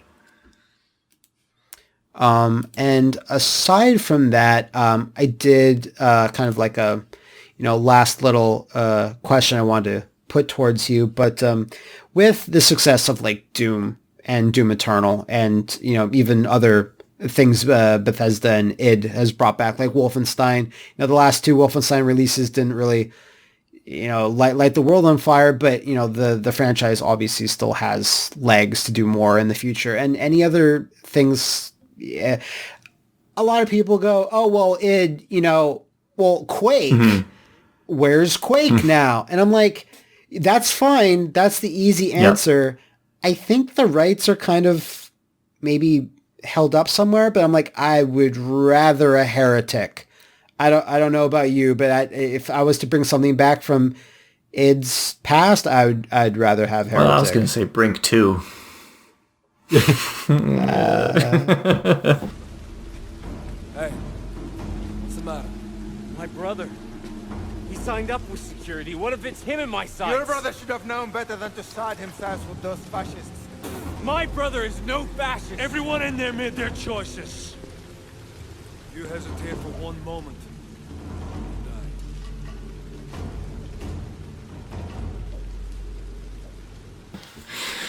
but yeah, Heretic, Hexen, yeah, they could do some really, really fun stuff with this now. But yeah, I think what you said is pretty accurate in terms of the rights being a little murky. Murky, right? I don't know the details of that, but I was just like, oh, okay, I guess they are. But I think because GT Interactive were publishing it for a while, and then like I don't think it ever really owned it themselves, and therefore Bethesda wouldn't own it. So yeah, I imagine. Yeah, I think Activision is could be mixed up in that too somehow. Really? Yeah, because don't they? I mean, they own Raven now. So if Raven developed them. If Raven owned the rights to that game, then it would seem that But Bethesda has a credit on them. On Steam? Did they not? No, Bethesda. Sorry, not Bethesda. Sorry, id Software has a credit, like they were like a co-creator of Heretic and Hexen, or were they actually not really a part of it? Because I always read how like John Romero produced some of them. Yeah, that was my understanding too, was that John helped them out to some degree. And that could have been anything from, maybe level design licensing the engine, or just maybe teaching them how to get the most out of it, or, who knows? Okay, so, developer, Raven Software, and publishers, id Software and GT Interactive. So, yeah, it was two of them kind of co-published it. All right. I was just like, am I crazy? I'm like, did id actually not officially have, like, their logo on the game? This is kind of where that I was thinking of. But, yeah, I'm getting a little off track. I wanted to ask, do you see first-person shooters, going somewhere specifically? Do you think we're, moving towards maybe more, fast-paced Doom-style stuff, or it's just kind of open and who knows what's going to hit next? Like, Call of Duty is always here, and it's probably not going to go away anytime soon, obviously. But Halo's come out every couple of years now, and they're always kind of divisive, it seems. But do you see any like trends going a certain way, or is it kind of like a free for all? Well, it seems like Call of Duty has kind of gone the way of the battle royale. A little bit, yeah. Which I enjoyed PUBG, a couple times. But it never really kind of hooked me the way that it seems an entire generation was hooked by Fortnite. But speaking in terms of Doom Eternal, I am enjoying that game like a fine wine. Like I have spaced my playtime out as much as as possible, because I feel like I can go in and take like a gulp and be like satisfied for a while, and just that's a really good way to put it. I'll sit there for a couple of days and just be like, oh my god, that was so much fun, I can't wait till I play again. And I'm trying to savor it, right. Mostly because I think it does something that we haven't seen in a really long time, which is, it's still a big power fantasy type game. Definitely. But they've introduced, a series of kind of new mechanics that have, for me anyways, made it very challenging to master. It's kind of easy to pick up and play, but like you're going to get your ass kicked, for the first couple of hours until you start actually building the muscle memory, and and the familiarity with the different monsters that they've introduced in this one, to where, you know, you running around this arena and having this seamless kill fest.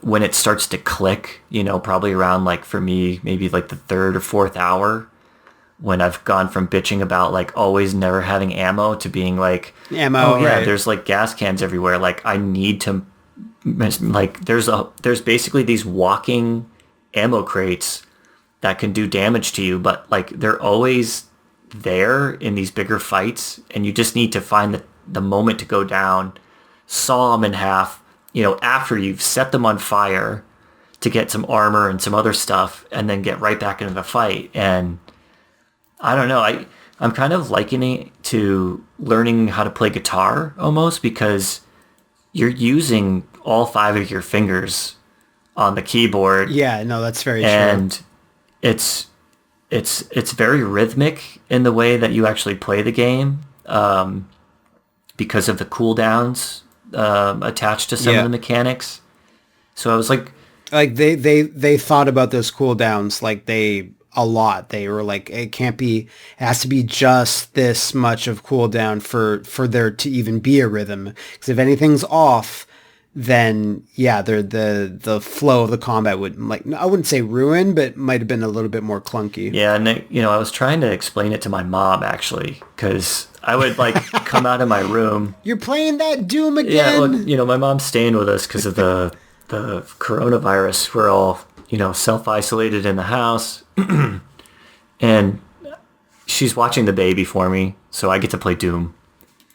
And, you know, I got like 2 or 3 hours of Doom in, and I remember, like, coming out of my room and, like, sitting down on the couch, and, like, my eyes are, like, glazed over. My hair's like a mess, and she's like, what did you just do? And I was like, Doom, you know?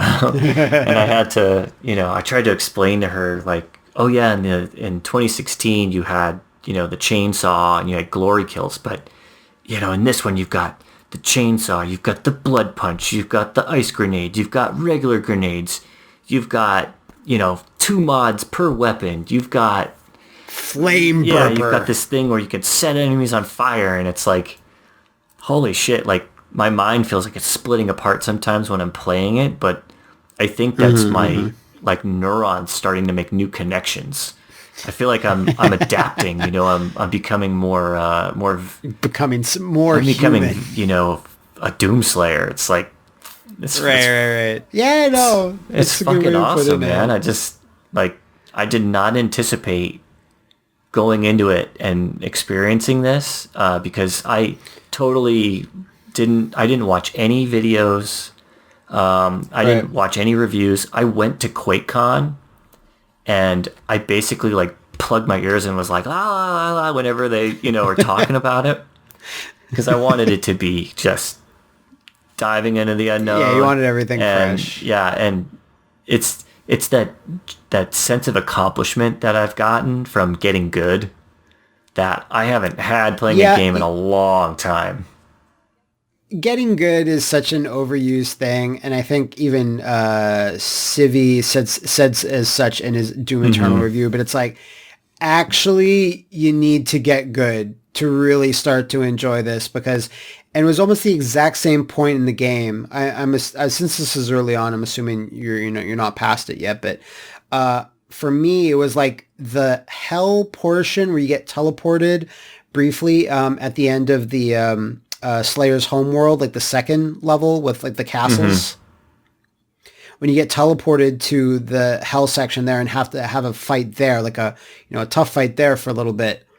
And then the start of the cultist base in the Arctic, like the first half of that, where you're just going down, like, a bunch of hallways and there's, like, you know, spinning blades. And I was kind of like, I'm not... this is a little rough. Like, I'm getting my ass kicked now. Like, the first level and the half of the second one, not so much, because the enemies weren't really there yet. But that was that one little narrow band of time where I was like, I am not equipped to handle all of this. But then once you finish the Arctic base and There's a lot of like, for me especially, enjoyable platforming, and the level kind of, starts to have a different vibe. And then when you get to the Super Gore Nest, that's where things, and I went back and collected a few more, Praetor points and whatever, just enough where I was like, okay.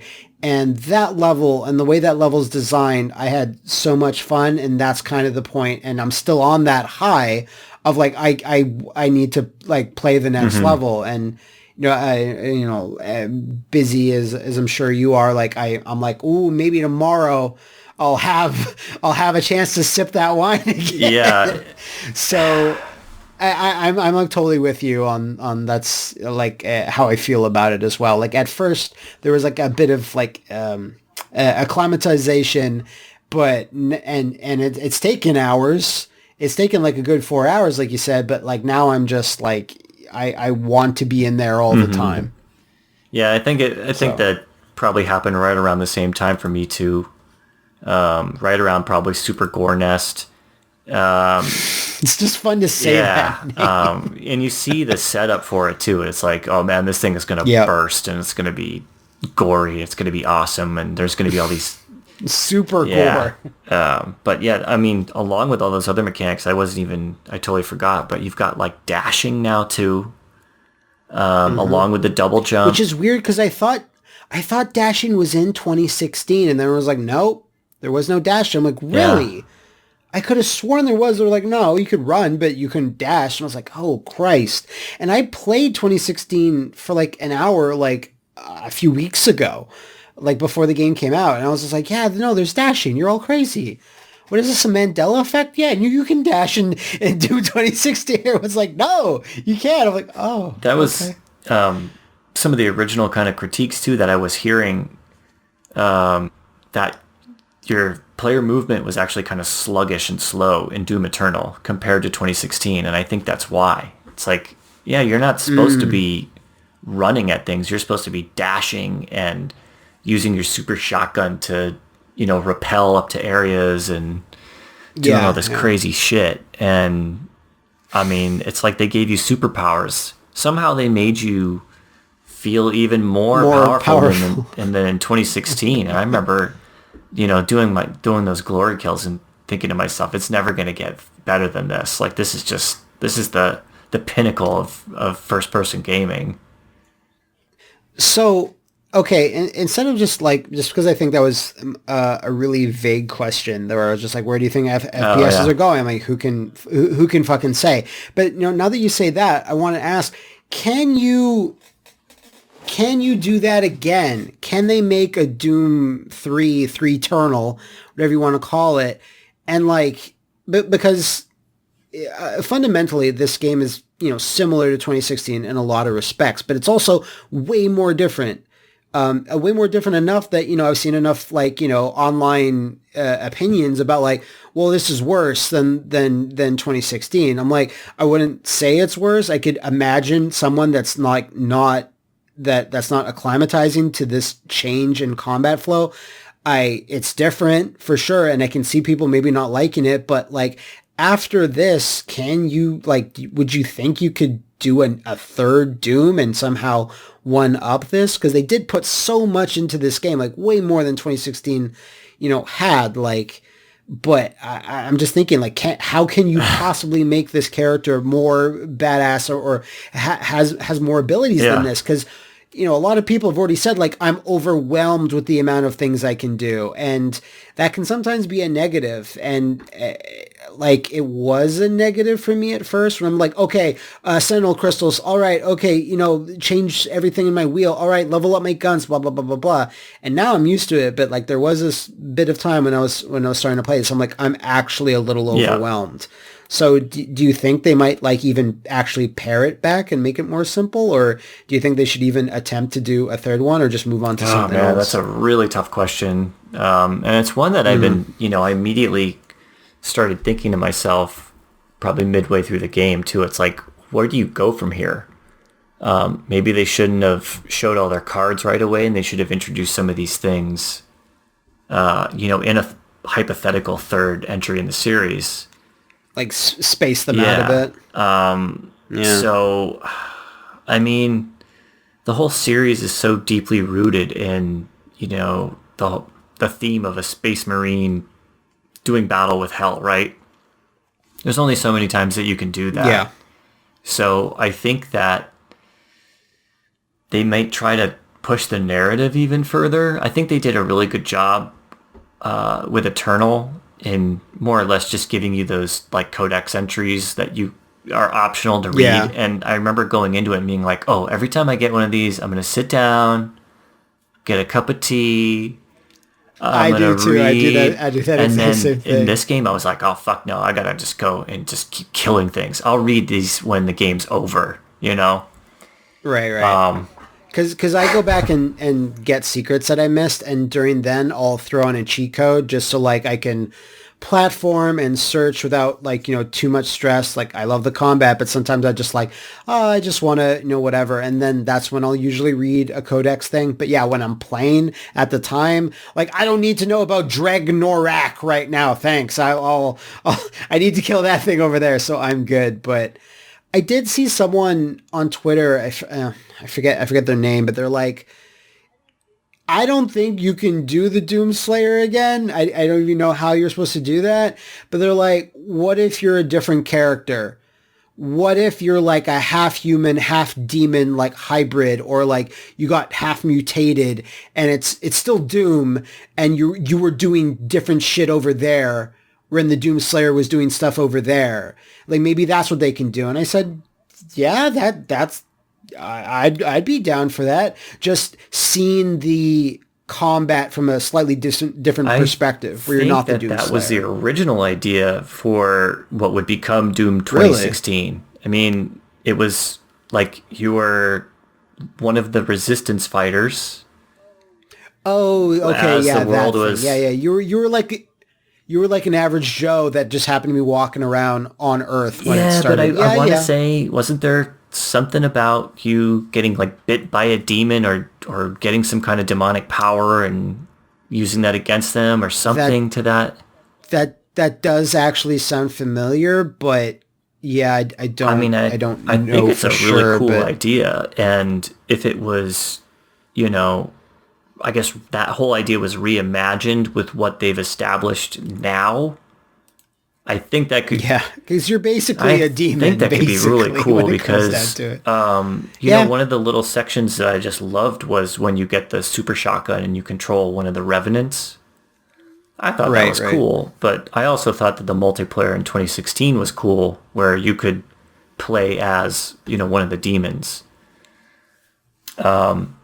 So that's often an idea that we talk about on the Shock team is, you know, we're remaking the first game where all the events aboard Citadel Station have already happened, and you're playing this guy who basically wakes up and is like, what the fuck happened? And you got to figure it out. And we thought it like, well, we've built this space and we've got all the levels already built out. Like, let's just clean them up and make it new, and then let's make a prequel that takes place before the events of System Shock, where you're one of the security details fighting Shodan as she's, you know, growing bigger and stronger and, you know, using more resources on the station. And then let's split that campaign into two parts where you get essentially assimilated by Shodan, and now you're playing against the humans. Okay. And now you've got all these like cyborg, cybernetic implant powers kind of thing. So, I mean, they could do something like that, right? Where you are the resistance fighter and you get captured by, you know, by the demons, and instead of sacrificing you for your, you know, your soul, which is going to provide urgent power for hell or whatever, they convert you into a demon to fight against the humans. And then maybe at the end of that game, you end up getting killed by the Doomslayer or something. Like, that would be just a fun way to connect the events. No, yeah, there's a game or two I know that kind of did a thing like that. There's like it's that Ninja Gaiden spin-off game where you're like a jobber ninja that gets killed at the start, and the entire point of this game is to kill Ryu Hayabusa of Ninja Gaiden fame back. like you're playing as essentially like an evil ninja or whatever, like a morally corrupt ninja, whatever. And I remember people going, well, this game isn't amazing, and I'm not really that into it, but that's a really good idea. Like killing the hero at the end, or the hero might kill you, and you're playing from like a slightly more evil perspective. But it's like I say, it's like the example I said is like I'm not 100% convinced you can do the Doomslayer a third time in this engine, in this style, like in another 3-4 years again. Like I think then people might start to get a little like, oh, okay, this is what I've seen before. But I mean, Eternal has done so many, crazier things with the levels and how they're designed, and how the art is impeccable and very different in each one. Whereas like 2016 was like, pretty similar because you're like on one main environment mostly, or two because it's separated into hell as well. But it's like after showing all that, unless you're going to different planets altogether.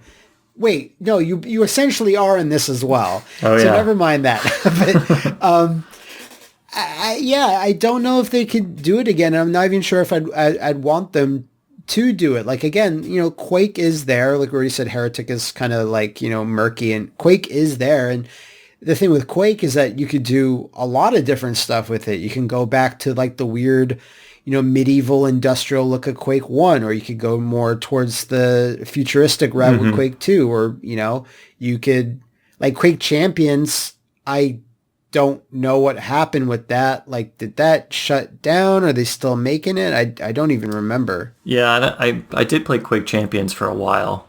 While, okay. Because I was really big into Quake 3 when that first came out. Right. And this was, I guess, my, I saw this. I was like, this is my chance to kind of recapture some of those feelings. And I remember just getting kind of frustrated with how each character had its own ability.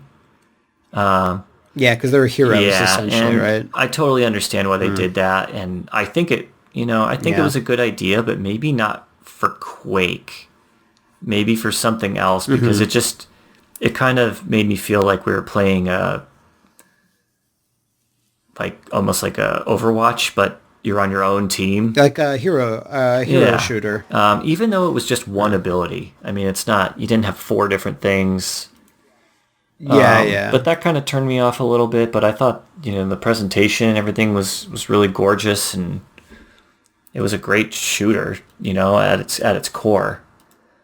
But But like, do you know if it's still like, is there still like there? I would imagine there's still people playing it, but is there still content coming out for that? Because I literally remember, you know, hearing about it. It's out. I remember people being kind of like, yeah, it's all right, and then that's it. Like, I haven't heard a peep from it like since. Yeah, I don't know to be honest. Okay.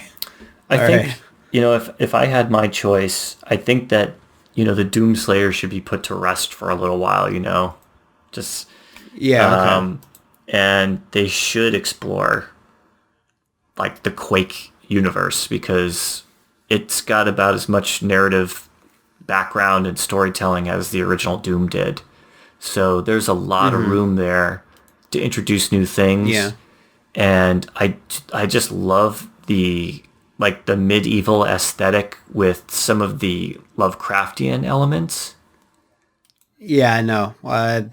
It's weird because when I think of Quake, I'm leaning towards that, but like there's been so many, like, you know, I wouldn't say different interpretations, but there's been, like, you know, what Quake 2 is, and Quake 3 has a very specific look as well. And, you know, even fucking Quake 4, which I sometimes even forget exists. So there's been these other interpretations, whereas like Doom only really had two, you know, you could say Doom 3 and Doom in 1 and 2, Final Doom and all that, all, you know, essentially the same. But like Quake always seemed to, like, every game was kind of different, like in terms of art style, what it was going for. So yeah, there's a lot of identity there that they can mine from. Yeah, not only that, but I was just thinking, you know, what if they fleshed that out and they had some kind of crossover event where you had the Doomslayer and you had the Quake guy and you had BJ Blazkowicz all kind of come together at some point. which into a battle royale. Okay. But you mean like they just like cross dimensionally, or they're all in the same universe, or just like, why not? Why not get Commander Keen in there? I mean, the Nazis had those superpowers, and they could summon things from astral planes, and Doom Guy can fucking do whatever he wants. I would like the idea of Billy Blaze taking on Mecha Hitler. There's an appeal there just to see how that fight plays out. Well, my history teacher told me about you. So, I think we're kind of in agreement there on Doom, where it's like, could I go for more? Yeah, but I'm not sure if I could go for more with the same template of Doomslayer. I think they bottled lightning twice, and it would be foolhardy to foolish. It'd be foolish to try to bottle it a third time. Yeah. So with that, I wanted to ask, what is Nightdive up to right now? What are you up to? I just have here plugs, etc. and then in the document. So feel free to go nuts. Oh man, what aren't we working on right now? You're actually working on a lot. That's why I even brought this up. Let's see. We're doing a Shadow Man remaster. Yeah, that'll be super fun. It's already turning out really great. It's getting the exact same amount of love and care that Turok got. So it's just everything is tightened up, and it's got that that beautiful mid 90s hand painted 3D early 3D look to it. Let's see.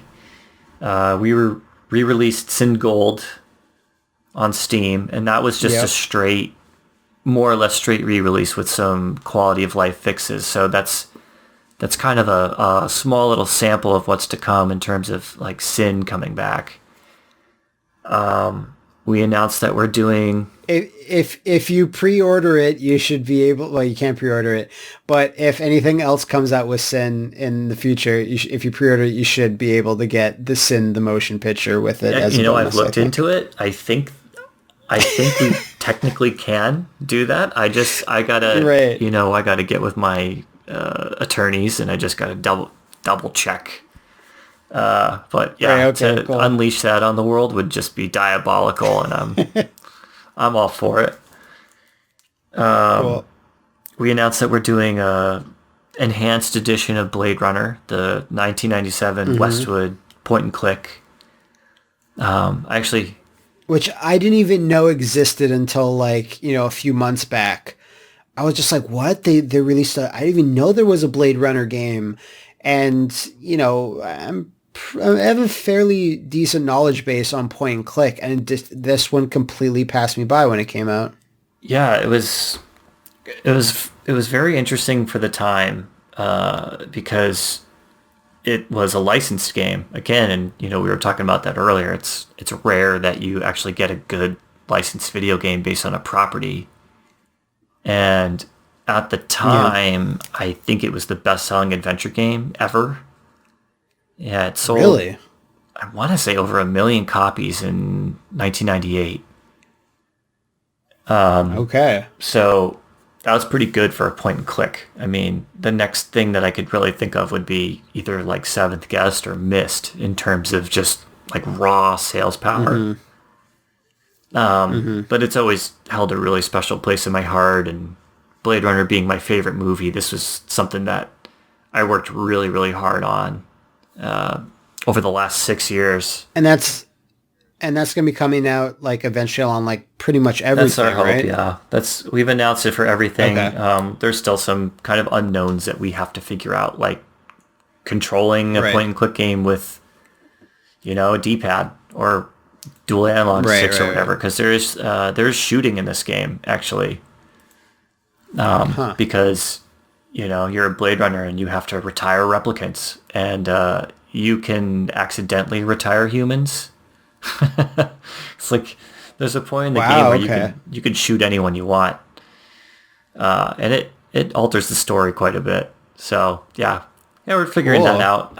But that's fun. We just started going through some of the original videos and using some like AI upscaling techniques to bring them up to, 4K with 60 FPS, where the originals were, 640 by 480 at like 15 FPS. So the results are interesting, but I've been in touch with some of the people at EA that have Westwood assets kind of in the vaults, and I'm hoping that we're able to maybe get some uncompressed original footage, but I'm not gonna hold my breath on that one. Okay. I mean, those are three things right there, but is there anything else? Like, off the top of my head, I know that's what you guys have coming down the pipe. Yeah, well, I mean, we just did Doom 64 last week, of course, yep. Across all platforms. So that was fucking mad.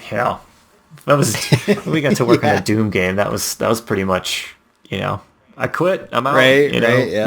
I did what I did. Exactly. If this is all I'll ever do, I'll be happy. Yeah. I spiked the football and I quit. So with that, Mr. Stephen Punch, I don't know why I find that funny. Mr. Stephen Kick, thank you so much for being part of today's episode on Mumbling with Matt. Even before we had met, just looking at your Twitter presence and, what Nightdive had been working out, I'm like, these guys, whoever's, in charge there, they know about these games and why, a lot of them deserve like a second shot, whether it be in like, a slightly remastered form or, more on the remake sort of treatment. And I'm really glad we could do this. And, thanks so much for your time. Yeah, it's my pleasure. I've been enjoying your videos for a really long time, and it's, I know you work really hard at putting them together, and especially, during times like these, like seeing a video pop up and knowing that I've got like a familiar voice and, something to look forward to at the end of the day to remind me that, all of our friends are still out there and they're still trying to do what they do despite, again, what's happening. It's just, I don't think, maybe you do realize how much it means to people. So, keep up the great work, man. I'm a big fan, and I just really happy to spend this kind of time with you. Getting misty-eyed over here. Okay. I have, creators and, artists and whatever, and everyone kind of knows everyone's, doing their best right now, like just putting out things for everyone to enjoy. So, I have, the creators I look up towards too as well. So I'm right with you there. So, that is Mumbling with Matt episode. This is 6. I think this is 6 in the bag. Thanks so much for anyone tuning in, and